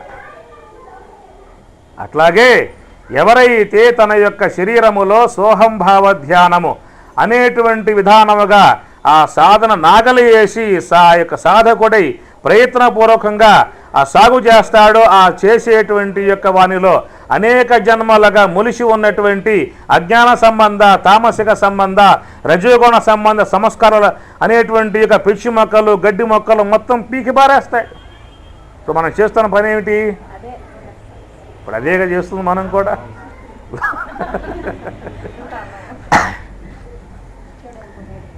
ఆ ప్రకారముగా సాధన చేసి రైతు అనేటువంటి విధానంగా ఆ లోన అనాత్మ సంస్కారములు, అజ్ఞాన సంస్కారములు, తామసిక సంస్కారములు అనేకటువంటి యొక్క అన్నిటినీ కూడా సాధన చేత, నాగల చేత దున్ని హృదయాన్ని శుద్ధి చేసి అంతర్ముఖుడై పయనించేటువంటి వానికి చివరికి యోగ సమాధి ద్వారా బ్రహ్మ ఫలము అనేటువంటి జ్ఞానాన్ని అతడు పొందుతూ ఉన్నాడు. జనమాట వ్యవసాయాత్మిక బుద్ధి అంటాడు. వ్యవసాయాత్మిక బుద్ధి ఏకేహ కురునందన. ఆ విధముగా మనసనేటువంటి యొక్క వస్తువుని హంస మీద నిలబెట్టి నివృత్తి మార్గంలో పయనించేటువంటి వానికి ఒకే ఒక్క మార్గం, బ్రహ్మతత్వాన్ని పొందే మార్గం వాడికి ఒక్కటే ఉందన్నమాట, ఇంకొకటి లేదేక. ఎవరైతే మనసనేటువంటి యొక్క వస్తువుని హంస మీద పెట్టకుండగా, ధ్యానంలో ప్రవేశింపజేయకుండగా, హంస మార్గంలో పయనింపకుండగా, సోహంభావ ధ్యానాన్ని అనుష్ఠించకుండగా ఒక్క మార్గం విడిచిపెట్టేసేసి మిగతా మార్గంలో పోయేటువంటి వాడికి బహుశాఖాహి అనంతాశ్చ బుద్ధయ అవ్యవసాయినాం.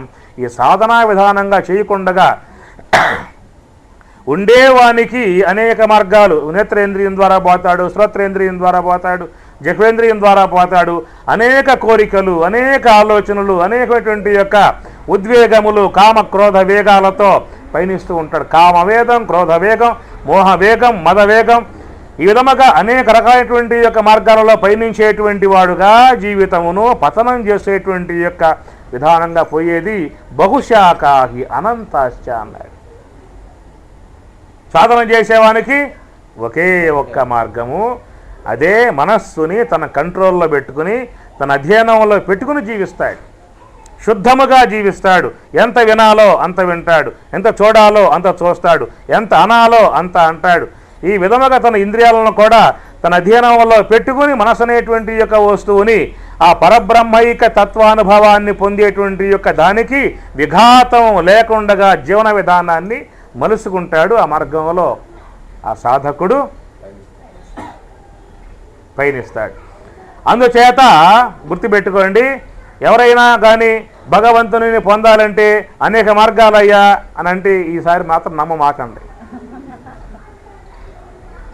ఏదైనా బయట ఉన్నటువంటి దేవతామూర్తి క్షేత్రం చేరుకోవాలంటే అనేక మార్గాలు ఉన్నాయి.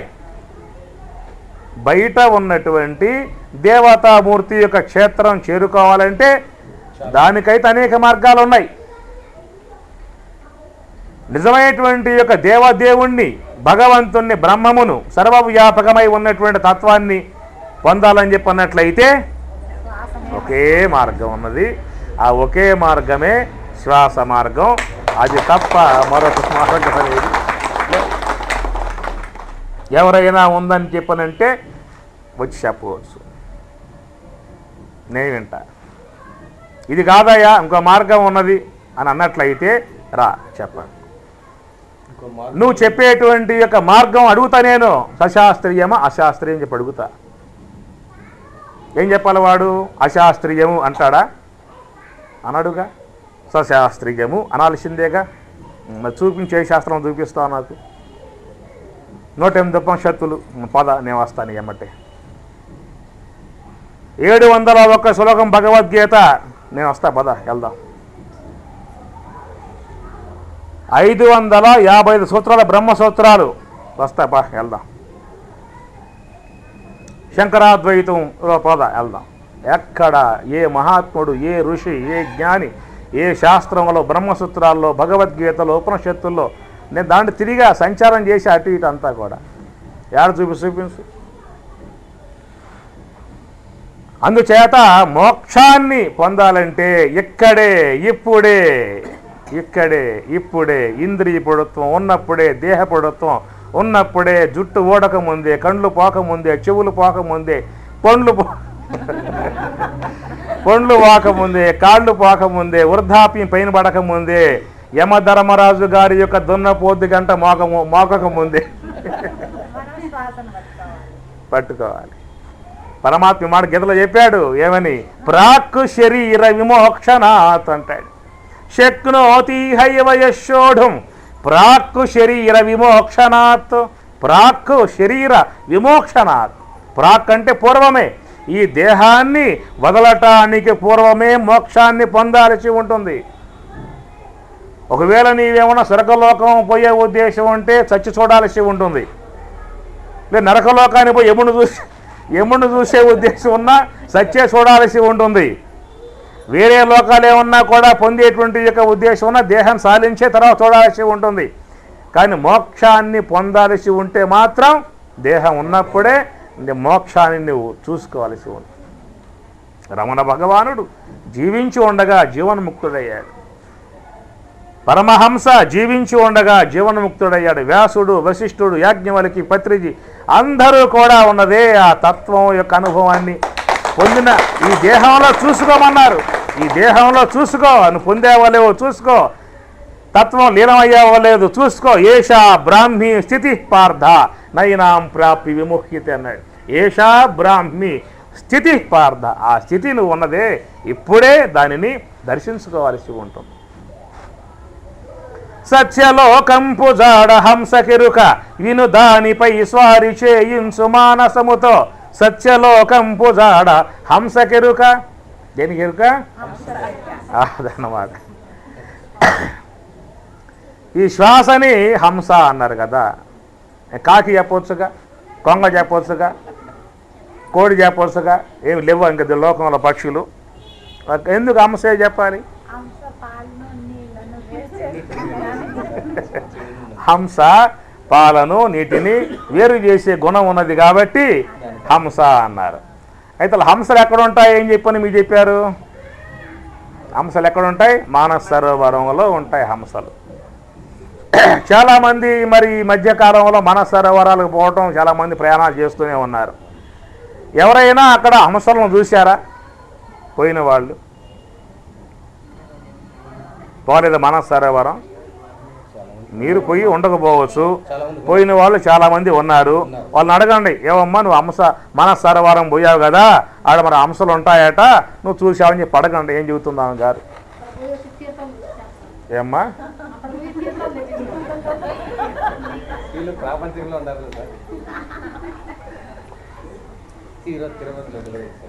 ఎక్కడుంటాయి హంసలు అని చెప్పానంటే అన్నమయ్య అన్నాడు, మనియడి జీవుల మానస సరసున వనగి ఉన్నది దెనొక హంస. ఏం చెప్పాను? మనియడి జీవుల మానస సరసున, మనియడి జీవుల మానస సరసున వనగి ఉన్నది దెనొక హంస. తిప్పలు బెట్టుచు తేలినది దిగో ఉబ్బు నీటిపై ఒక హంస, ఉబ్బు నీటిపై ఒక హంస. ఏదయ్యా మానస సరోవరం అని చెప్పినట్టు సరోవరంలో అలలు ఉంటాయి. సరోవరంలో అలలు ఉంటాయి. అలలు ఉన్నప్పుడు నీ ముఖబింబం కూడా దాంట్లో స్పష్టంగా చూడలేవు. అట్లా మన మనస్సు అనేటువంటి యొక్క సరోవరములో ఆలోచనలు అనేటువంటి అలలు ఉన్నంత వరకు నీకు హంస తెలియబడదు. ఏ హంస? సంకల్పాలతో ఉన్న వాళ్లకు హంస తెలియబడుతుందా? ఎవరి యొక్క మనస్సు అయితే అలలు లేకుండా సంకల్పాలు లేకుండా నిశ్చలముగా ఉంటుందో ఆ నిశ్చలముగా ఉన్నటువంటి యొక్క స్థితిలో మాత్రమే హంసను గమనించటం జరుగుతుంది. సంకల్పాలు కలిగి ఉన్నటువంటి వారికి హంస గోచరించదు. హంస గమనాన్ని గమనించేటువంటి వానికి సంకల్పం ఉండదు. ఏం చెప్పాను? నువ్వు హంస గమనములో ఉంటే ఆలోచన లేదు. మనస్సు అనేటువంటి యొక్క వస్తువు రెండు పనులు చేయదు. గమనికలో ఉన్నదా? ఆలోచనలు ఉండవు. ఆలోచనలో పడ్డావా? గమనిక పోయింది నీకు. అందుచేత మానస సరోవరములో ఉన్నటువంటి యొక్క హంస నీకు గోచరించాలని చెప్పినట్లయితే ఆ మానస సరోవరములో ఉన్నటువంటి యొక్క అలలు అనబడేటువంటి యొక్క ఆలోచనలు అణిగిపోతే నీకు హంస గోచరిస్తుంది. ఏం చెప్పాను చెప్పండి? మానస సరోవరం, మనస్సు కూడా సరోవరమే. ఆ సరోవరములో ఆలోచన అనేటువంటి అలలు ఉన్నాయి. మనసు అనేటువంటి యొక్క సరోవరములో ఆలోచనలు అనేటువంటి యొక్క అలలు ఉన్నట్లయితే నీకు హంస తెలియబడదు. నువ్వు ధ్యానములో కూర్చున్నటువంటి వాడివి ఆలోచనలు చేస్తున్నావు అని చెప్పనంటే హంస మీద నువ్వు లేవు అని చెప్పి అర్థం. హంస మీద ఉన్నావు అంటే ఆలోచనలు లేనట్లే. కనుక నీకు హంస ఎప్పుడు గోచరిస్తుంది? నీకు హంస ఎప్పుడు గోచరిస్తుంది చెప్పనంటే సరోవరములో ఆలోచనలు లేనప్పుడు, మానస సరోవరములో ఆలోచనలు లేనప్పుడు మాత్రమే నీకు హంస గోచరిస్తుంది.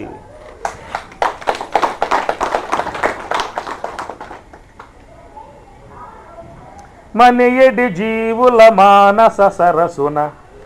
హంస ఏం చేస్తుందయ్యా? పాలు పెడతామండి. పాలు పెడితే ఆ పాలు మాత్రమే తాగేస్తుంది, నీటి భాగాన్ని విసర్జిస్తుంది అని చెప్పనన్నారు. ఎవరైనా చూశారా? ఎవరైనా చూశారా మీరు?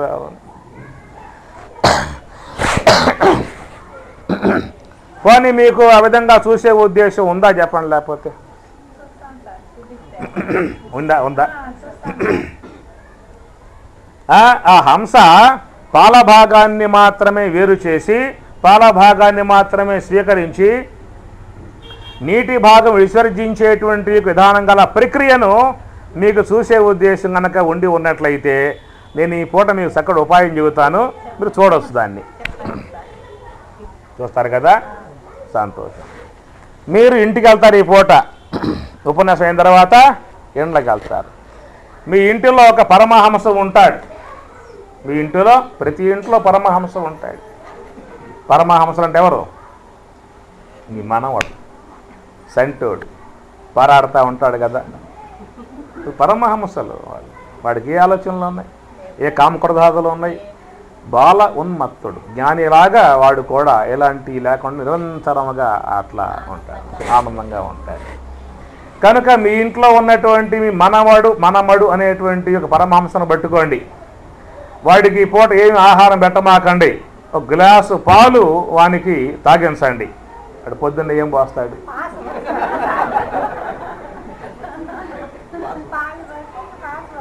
వాడు పొద్దున ఏం పోస్తాడు? మనమడు, పరమహంస, చిన్న హంస. నువ్వు పాలు తాగించావు పొద్దున్నే, వాడిని మరి ఏమైనా పాలు? తాగించింది పాలు, విడిచిపెట్టింది ఏమైనా పాలు? పాలు నీరు ఏర్పరచి పాలలో ఓలలాడినదెనొక హంస, పాలు పడిన ఈ పరమహంసమున ఓలి ఉన్నది తెనొక హంస. పాలు నీరు ఏర్పరచి పాలలో అనగా ఆత్మ అనాత్మ రెండు కూడా మనలో చేరిపోయి ఉన్నాయి. 13వ అధ్యాయం పేరేమిటి? భగవద్గీత 13వ అధ్యాయం పేరేమిటి? ఏం పేరు?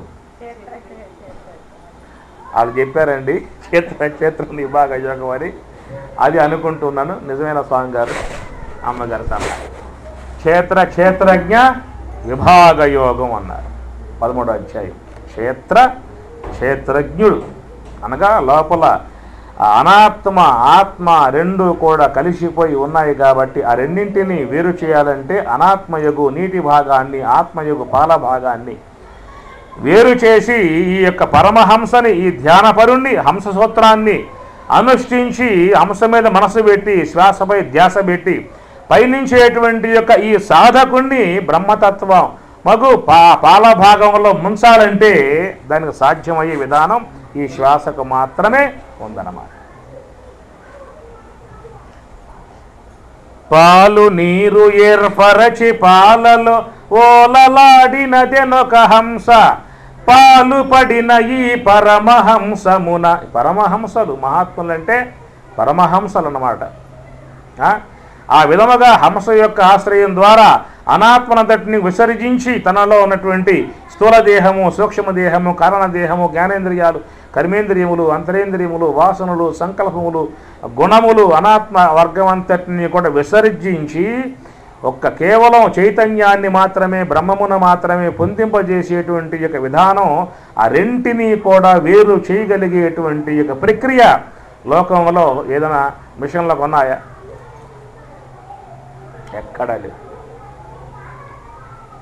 ఈ ఆత్మ అనాత్మ రెండు భాగాలు పూర్తిగా చేరిపోయి ఉన్నటువంటి యొక్క భాగం నుంచి అనాత్మను వేరు చేసి పారమార్థిక వస్తువుని పొందింపజేసి పరమహంసలుగా చేసేటువంటి యొక్క విధానం ఆ శ్వాసలో మాత్రమే ఉన్నది. కాబట్టి ఆ శ్వాస ఉన్న దానిని హంస అన్నారు. ఆ ఊపిరిని, ఆ శ్వాసని, ఆ గాలిని, ఉచ్ఛ్వాస నిశ్వాసలను పేరు పెట్టారు. ఏమనంటే హంస.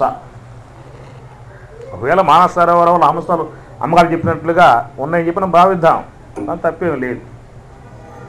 అయితే పారమార్థికంగా చూసినట్లయితే అలాంటి అంశాలకు ఏ ప్రకారముగా పాల భాగాన్ని వేరు చేసి నీటి భాగాన్ని వేరు చేసి పాల భాగాన్ని పొందగలిగేటువంటి విధానం ఎట్లా వాటికి ఉన్నదో అలాంటి యొక్క విధానం మనలో కూడా అనాత్మయుగ నీటి భాగాన్ని, ఆత్మయుగ పాల భాగాన్ని వేరు చేయగలిగేటువంటి యొక్క సామర్థ్యం ఒక్క శ్వాసకు మాత్రమే ఉన్నది. కాబట్టి ఆ శ్వాసకు పేరు పెట్టారు. ఏమని? హంస అని పేరు పెట్టారు అన్నమాట. అందుచేత ఎవరైనా అనాత్మ నుండి వేరు చేయబడి ఆత్మ యొక్క తత్వానుభవాన్ని పొందేటువంటి యొక్క ఉద్దేశం ఉన్నట్లయితే హంసన మాత్రమే, శ్వాసన మాత్రమే ఆశ్రయించాల్సి ఉంటుందని చెప్పి అన్నారు. సత్యలోకంపు జాడ హంసకెరుక. వింటున్నారా? సత్యలోకంపు జాడ హంసకెరుక, విను దానిపై స్వారి చేయించు మానసముతో. మానస బ్రహ్మ బ్రహ్మమవు మాయ. మనస్సుని బ్రహ్మ అంటారు. బ్రహ్మ ఏం చేస్తూ ఉంటాడు? బ్రహ్మగారు నిర్మాణం చేస్తూ ఉంటాడు.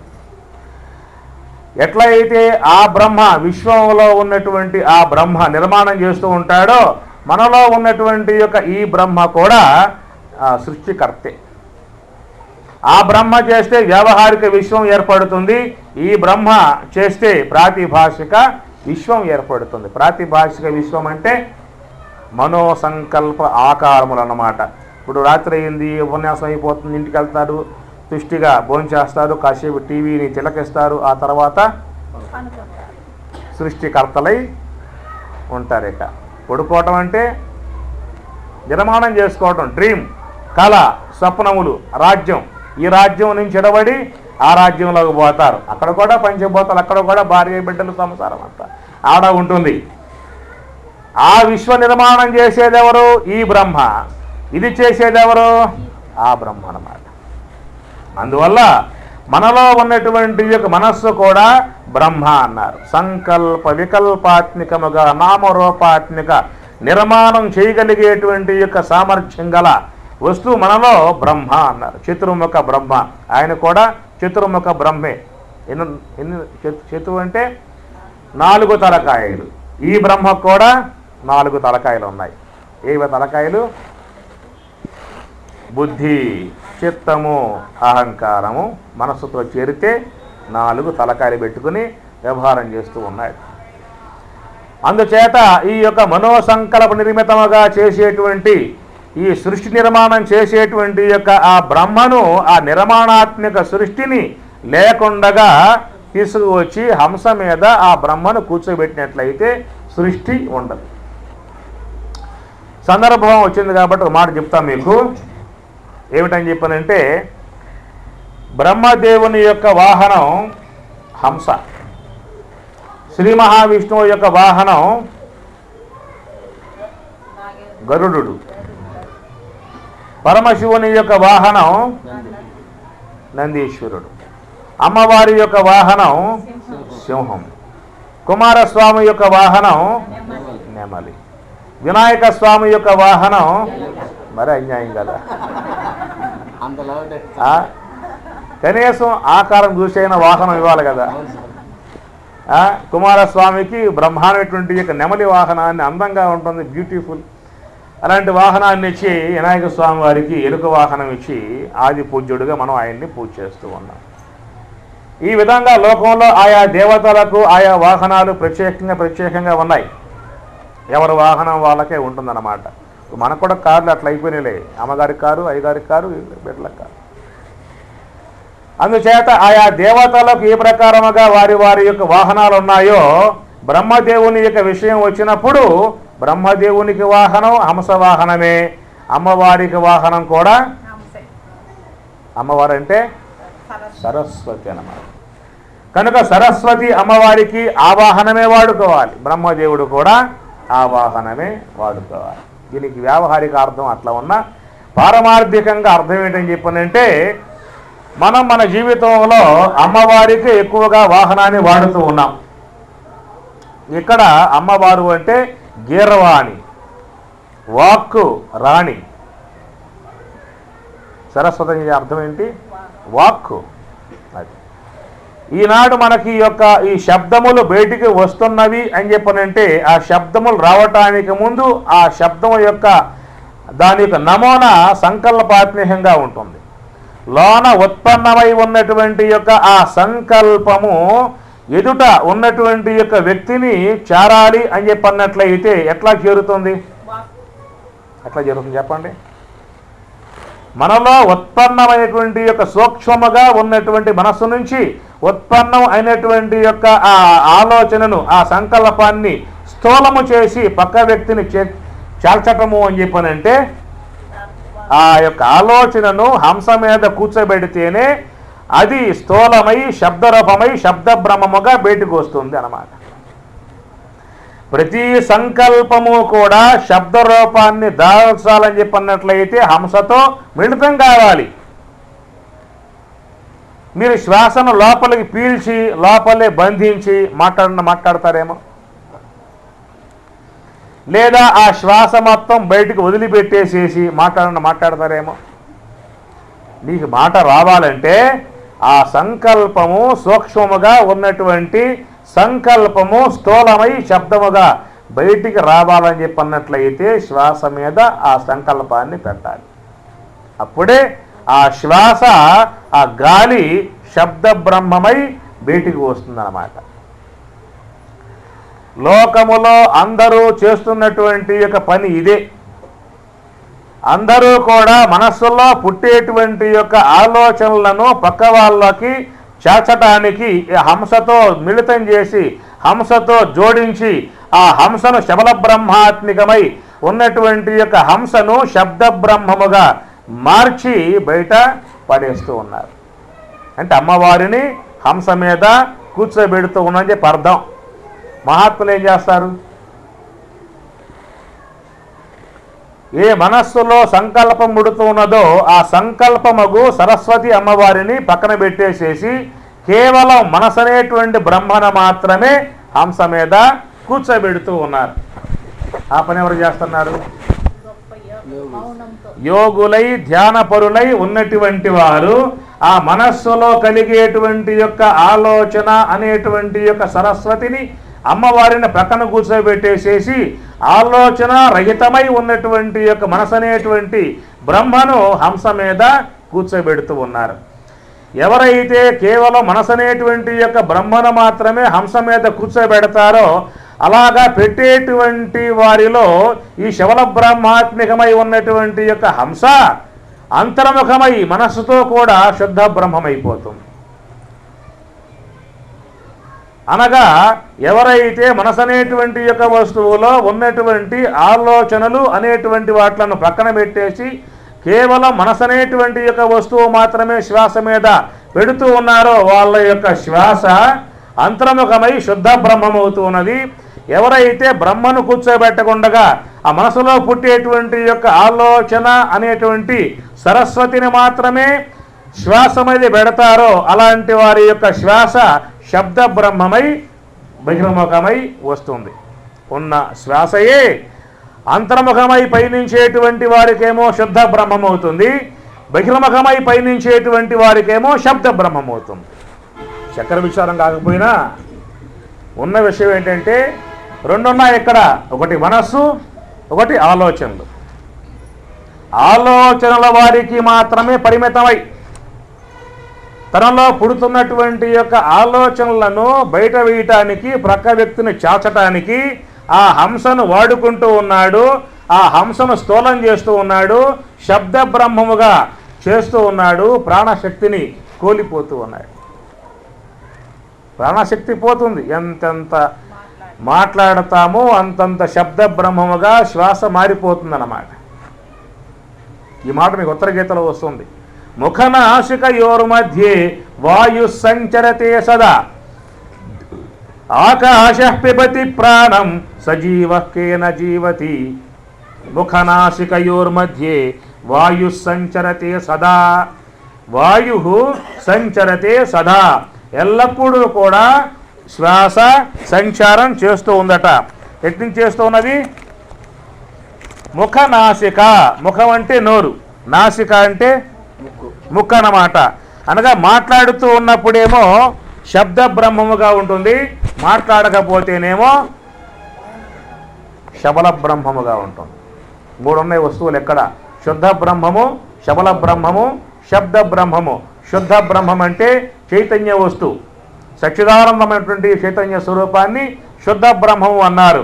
ఆ బ్రహ్మము యొక్క ఆశ్రయంలో వచ్చేటువంటి యొక్క శ్వాసని శబల బ్రహ్మ అన్నారు.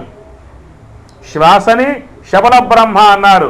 ఆ శ్వాసయే ఆలోచనలతో మిళితమై స్థూలమై వచ్చిందా అంటే శబ్ద బ్రహ్మము అన్నారు.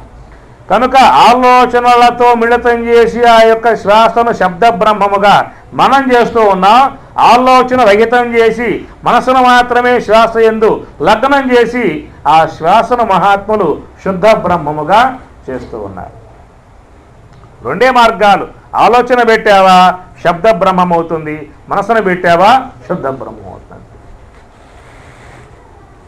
షార్ట్కట్లో ఆలోచన పెట్టావా శబ్ద బ్రహ్మం అవుతుంది. మనసును పెట్టావా ధ్యానం ఏం చెబుతున్నది? మనసును పెట్టు అంటుంది. శ్వాసతో హంస మీద హంస శ్వాసపై ధ్యాసయే ధ్యానం అని చెప్పాను కదా. బోర్డులు ఉంటాయి, మేము చూస్తూ ఉంటాం పత్రిజీ వారి యొక్క బోర్డులు. శ్వాసపై ధ్యాసయే ధ్యానము. ధ్యానం అనగా శ్వాసపై ధ్యాస. షార్ట్కట్లో ధ్యానం అనగా శ్వాసపై ధ్యాస అంటే మనస్సు అనే వస్తువు పెట్టావా ధ్యానం అవుతుంది. ఆలోచన పెట్టావా అది శబ్ద బ్రహ్మముగా మారిపోతున్నది.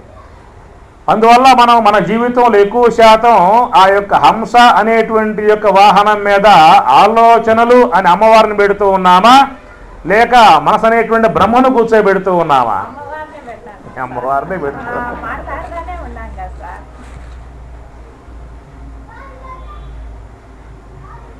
ఒకవేళ ఎవరో చెక్కకపోయినా పోయే వాళ్ళని పిలిచాను కూర్చోబెట్టి ఒక గంట సేపు వాళ్ళని వాయించి పంపించూ ఉంటాం. అదన్నమాట. కాబట్టి ఎప్పుడెప్పుడు సమయం కుదురుతూ ఉంటుందో అప్పుడప్పుడులా కూడా ఈ ఆలోచనలకు తావివ్వకుండగా, ఆలోచనలకు లోబడకుండగా, ఆలోచనల్లో చిక్కుకొనకుండగా, ఆలోచనల వెమ్మటే పరిగెత్తకుండగా ఆ భాగాన్ని నిషేధించి మనసు అనేటువంటి యొక్క వస్తువుతో ఆ హంసతో అనుసంధానం కలిగి ఉన్నట్లయితే నిత్య జీవితంలో ధ్యానానుష్ఠానం చేసేటువంటి వారికి అచిరకాలంలో తత్వానుభవాన్ని పొందేటువంటి అవకాశం ఏర్పడుతుంది. ఉదయం కూడా ధ్యానం చేస్తాం, సాయంత్రం కూడా ధ్యానం చేస్తాం. ఇది లాంఛనప్రాయాలకు ఇది అయ్యే విషయం కాదు. ఉదయము చేయాల్సింది, సాయంత్రం చేయాల్సిందే. కానీ ఎప్పుడెప్పుడు అవకాశం ఉంటుందో అప్పుడల్లా కూడా ధ్యానం చేయగలిగితే మన యొక్క సాధన ఇంకా పటిమ గట్టిపడుతుంది. మన మనసు అనేటువంటి యొక్క వస్తువు దాంట్లో సులభముగా వచ్చే అవకాశం ఏర్పడుతుంది అన్నమాట. చాలామంది అంటూ ఉంటారు, స్వామి ఉపదేశం పొందాం, శాశ్వత ధ్యాస పెట్టి ధ్యానం చేస్తూ ఉన్నాం, మనసు అనేటువంటి యొక్క వస్తువు ఉండలేదు, ఏం చేయమంటారు స్వామి అని చెప్పి అంటూ ఉంటారు. ఉండకపోవడం కారణం ఏంటి? అసలు ఫ్యాన్ వేశారు, మహావేగంగా తిరుగుతూ ఉన్నది, స్విచ్ ఆఫ్ చేశారు, టక్కన ఆగిపోతుంది. అవునా కదా? టక్కన ఆగిపోతుందా? మరి మాట చెప్పాలిగా.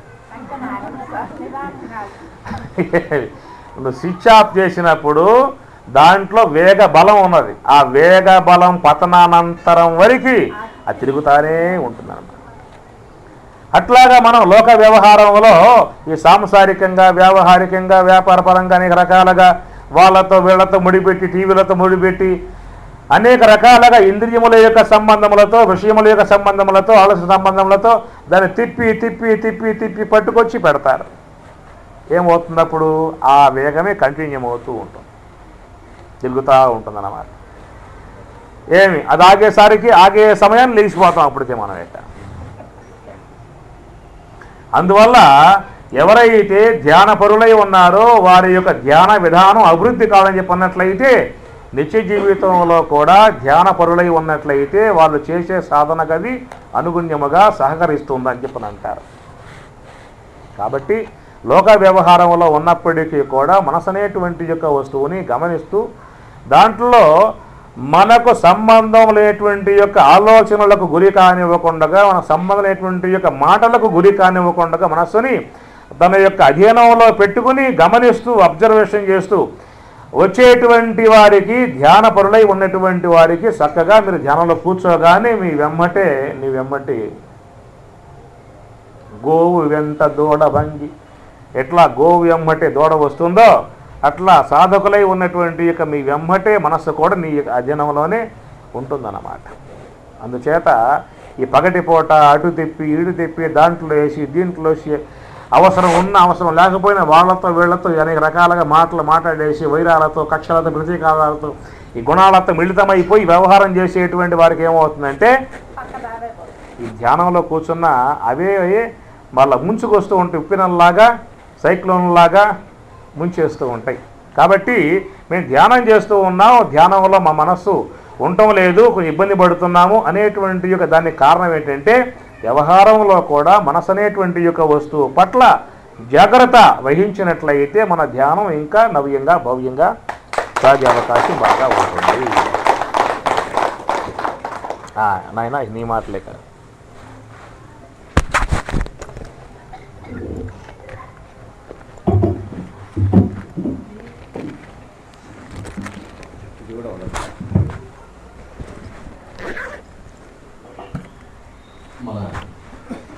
సార్ పేరు వచ్చి రామ్ చైతన్య. అంటే ఆ పేరులోనే ఒక గొప్పతనం ఉంది. రాముడు అంటే మనకు ఆదర్శవంతుడు, చైతన్యం అంటే ఉద్రేకపరిచేది, అంటే తెలియదు అంటే తెలియజెప్పేది. మనం ధ్యాన స్థితిలో ఉన్నాం, ధ్యానులుగా ఉన్నాం. మనం ఈరోజు మనం ఒక చైతన్యంగా చేసానికి ఈరోజు వచ్చాడు సారు.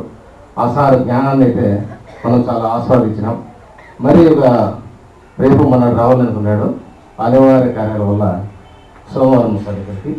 కాబట్టి ఆ జ్ఞానాన్ని మనం చేసుకుంటూ ఉండాలి. మనం చేసుకుంటామంటే సార్ అది చెప్పారు, ఆచరణ సాధ్యం. ఆచరణను ఎప్పుడైతే మనం పెట్టామో ఈ ధ్యానంలో కూడా మనం శ్వాస మీద దాస ఆ విధంగా చేసుకుంటాం. కాబట్టి ఈ అవకాశం ఇచ్చిన అందరూ కూడా సార్ మరొకసారి గట్టిగా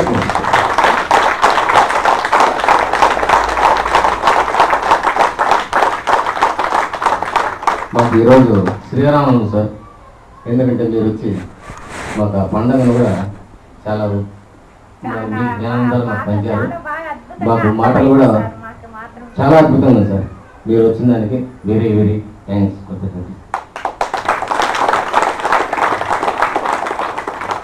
మీరు ధ్యాన పరువులు కాబట్టి మీ ధ్యానమే చెప్పించుకున్నది, నేను చెప్పింది ఏం లేదు. మీరందరూ కూడా నిరంతరంగా ఆ భగవంతునితో ఐక్యత పొందటానికి తత్వంలో జీవిస్తూ ఉన్నారు కాబట్టి ధ్యానమే జీవితము అనేటువంటి భావనగా పయనించడం కారణముగా మరి అలా ఉన్నటువంటి వారికి సరైనటువంటి యొక్క వాక్కులు అందించేటువంటి యొక్క విధానం ఈశ్వరునిపై ఉంటుంది ఆ బాధ్యత.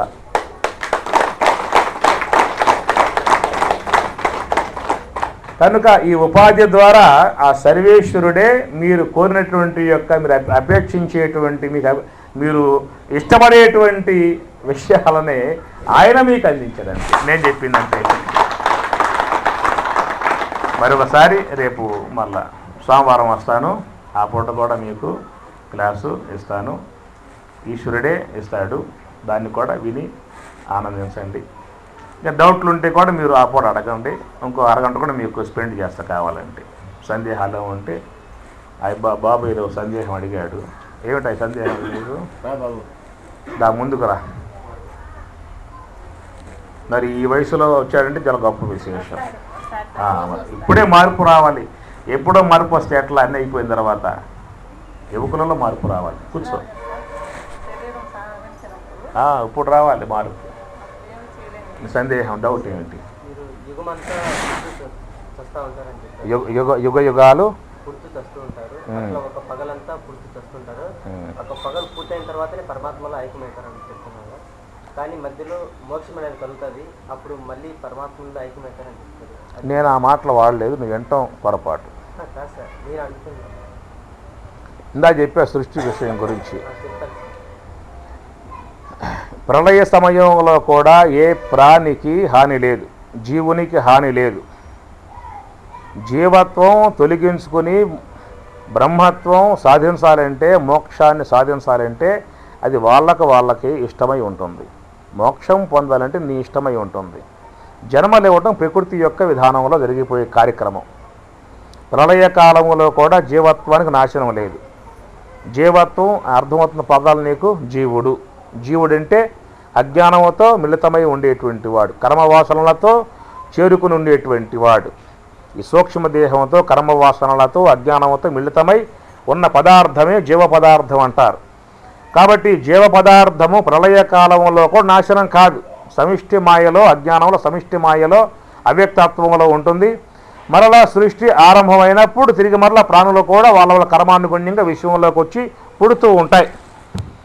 ఎవరైతే నాకు ఈ భవబంధాలు వద్దు, ఈ జన్మ వద్దు, నాకు ఆ బ్రహ్మతత్వానుభవాన్ని పొందాలి అనేటువంటి అపేక్ష ఏర్పడుతుందో అట్టివారు గురువులను ఆశ్రయించి తత్వశాస్త్రాధ్యయనం చేసి ఏ హంస మీద ధ్యాస పెట్టి సోహంభావ ధ్యానంలో పయనించి వాడు వెళ్ళిపోతాడు. వాళ్ళకు మాత్రమే మోక్షం అనేటువంటి విషయం తప్ప ఏ ప్రాణి స్వతసిద్ధంగా మోక్షం రాదు. ఈ డౌట్ తీరినట్లేనా? నీకు ఏదో ఇంకోటి చెప్పానా? అది శాస్త్రం చెప్పే మాట. ప్రళయకాలంలో కూడా ఈ దేహం పోతుందంతే. దేహం పోయినా లోన ఉన్న జీవ పదార్థం దాని నాశనం లేదు. నైనం చిందంతి శస్త్రాణి నైనం దహతి పావకః నచైనం క్లేదయంత్యాపో నశోషయతి మారుతః అచ్ఛేద్యోయం అదాహ్యోయం అక్లేద్యః అశోష్యః ఏవచ నిత్యః సర్వగతః స్థాణు అచలోయం సనాతనః. కత్తులు నరకలేవు, అగ్ని కాల్చలేదు, నీరు తడపలేదు, వాయు శుష్కింప చేయలేదు. ఈ దేహానికి అలాంటివన్నీ ఉంటాయి. కత్తులు కోస్తే దేహాన్ని ఏమని చేస్తే తగలబెడతాయి. జీవ పదార్థానికి ఏమి లేవు అన్నమాట. ఆ జీవ పదార్థము అనాదిగా ఉన్నటువంటి యొక్క వస్తువు అన్నమాట. ఇది అనాదిగా ఉంటుంది. ఎంతవరకు ఉంటుంది అంటే, ఎంతవరకు అయితే నువ్వు గురువును ఆశ్రయించి తత్వశాస్త్రాధ్యయనం చేయకుండా, ఉపదేశాన్ని పొందకుండా, సోహం భావ ధ్యానంలో పయనింపకుండా, బ్రహ్మైక తత్వానుభవాన్ని పొందకుండా ఉంటావో అది అట్లాగే ఉంటుందంతే. ఎప్పుడైతే నువ్వు చక్కగా మరి పత్రిజీ మహారాజు వారి యొక్క మార్గంలో శ్వాసపై ధ్యాస పెట్టి మార్గంలో పయనిస్తావో ఆ పూట జీవత్వం అంతరించి బ్రహ్మత్వాన్ని పొంది తరించాలి. ఇంతే ఉన్న మార్గం. అందరూ కూడా ధ్యానపరువులు కావాలి. అందరూ కూడా ఆ ధ్యానం గురించి 10 మందికి తెలియజేయాలి. ఇంకా 10 దీపాలు వెలిగించాలి. మన భారతదేశమే ధ్యాన దేశం. మన ఋషులు ధ్యానపరులు, యోగులు ధ్యానపరులు. యోగులన్నా, ఋషులన్నా, తత్వవేత్తలన్నా, జ్ఞానులన్నా మొత్తం కూడా ధ్యానపరులే. కాబట్టి ఆ ధ్యానాన్ని అనుష్ఠించే తత్వానుభవాన్ని పొందినవారే ఇంత శాస్త్రం మనకు అందించారు. తర్వాత కాలంలో మానవుడు అపమార్గంలో పడి విషయభోగాలలో మునిగి ఇదే శాశ్వతం అని చెప్పి భావించి మన పూర్వీకుల యొక్క మార్గాన్ని విస్మరించి మార్గం తప్పి పయనిస్తూ ఉన్నాడు. ఎంతకాలం అయితే మానవుడు ఈ మార్గం తప్పి, ధ్యానాన్ని తప్పి, ఈ యొక్క ఇంద్రియములకు లోలుడై, విషయములకు దాసుడై, గుణాలకు లోలుడై, వాసనలకు లోలుడై ఈ పయనిస్తాడో అంతకాలం లోకంలో మానవుడు దుఃఖముతో, వేదనతో, బాధలతో నల్లమటిస్తూ ఉంటాడు. ఏనాడైనా సంసారములో భార్యాభర్తలు కానీ, పిల్లలు కానీ సుఖశాంతులతో హాయిగా ఆనందముగా ఉన్నంతలో సుఖ జీవితం సాగించాలని చెప్పి అన్నట్లయితే ఆ కుటుంబం మొత్తం కూడా ధ్యాన కుటుంబం కాగలిగితే వాళ్ళ గృహములో శాంతి తాండవిస్తుంది. నగ్న సత్యం అది. ఆ గృహములు అందరూ కూడా ధ్యాన పరులైతే వాడు దోపిడీగాడు కాదు. అమ్మ శుభం. చక్కగా జీవిస్తాడు, సుఖమయంగా జీవిస్తాడు, సవ్యంగా, నవ్యంగా, దివ్యంగా, భవ్యంగా సుఖమయ జీవితాన్ని జీవిస్తాడు. మనిషికి జీవితంలో అన్ని అవసరాల వరకే. భార్యకు భర్త తోడు నీడ అవసరం, బిడ్డలు అవసరం, ఇల్లు అవసరం, ధనం అవసరం, వస్తువులు అవసరం. అదే జీవితం కాకూడదు. జీవితం ధ్యానం కావాలి, జీవితం జ్ఞానం కావాలి. ఇవి జీవితంలో అవసరములు. పూర్వీకులు అవసరం మేరకే వనరులను సమకూర్చుకున్నారు. మిగతా జీవితాన్ని ధ్యానంలో, జ్ఞానంలో గడిపారు. ఈనాడు మానవుడు ఈ యొక్క ప్రకృతిలో ఏవైతే ఉన్నాయి వనరులను అపరిమితముగా వాటిని దోసుకోవడమే పెద్ద దోపిడీగాడుగా తయారైపోయి అతడు అశాంతి గురవుతున్నాడు. 10 మందిని కూడా అశాంతికే గురి చేస్తూ ఉన్నాయి. ఇది మన జీవన విధానం కాదు, మన భారతీయ సంస్కృతి కాదు. కాబట్టి సుఖమయ జీవితాన్ని ఇచ్చేటువంటి విధానం ధ్యానంలో ఉంటుంది. వీరందరూ కూడా చక్కగా మరి ఇలాంటి ధ్యానంలో పరిపూర్తులు కావాలి. అదే విధముగా ఈ యొక్క ధ్యానం యొక్క సంబంధ విషయాన్ని చెప్పగలిగేటువంటి యొక్క దాంట్లో కూడా పరిపూర్తులు కావాలి. ఒక దీపం వెలిగిందంటే ఆ దీపం ద్వారా 10 దీపాలు వెలగాలి. ఇంకా దేశమంతా వెలగలిగితే అంతా కూడా చీకటంతా దూరం అయిపోయి అందరు ఎలుగులో, జ్ఞాన ఎలుగులలో సుఖమయ జీవితాన్ని జీవించే అవకాశం ఏర్పడుతుంది. కాబట్టి మీ అందరికీ కూడా ఆ పత్రిజీ ఆశించినటువంటి యొక్క మేరకు, మహాత్ములు ఆశించిన మేరకు సంపూర్ణముగా ధ్యాన సిద్ధిని సమకూర్చుకొని ఇంకా ధ్యాన భావాలను సమాజానికి అనర్గళంగా అందించేటువంటి యొక్క శక్తి మీ అందరికీ కూడా ఆ మహాత్ములు, ఋషీశ్వరులు, పత్రిజీ మహారాజు అందరూ కూడా మీకు ప్రసాదించుగాక అని చెప్పని కోరుకుంటూ మళ్ళీ సోమవారం వస్తాం.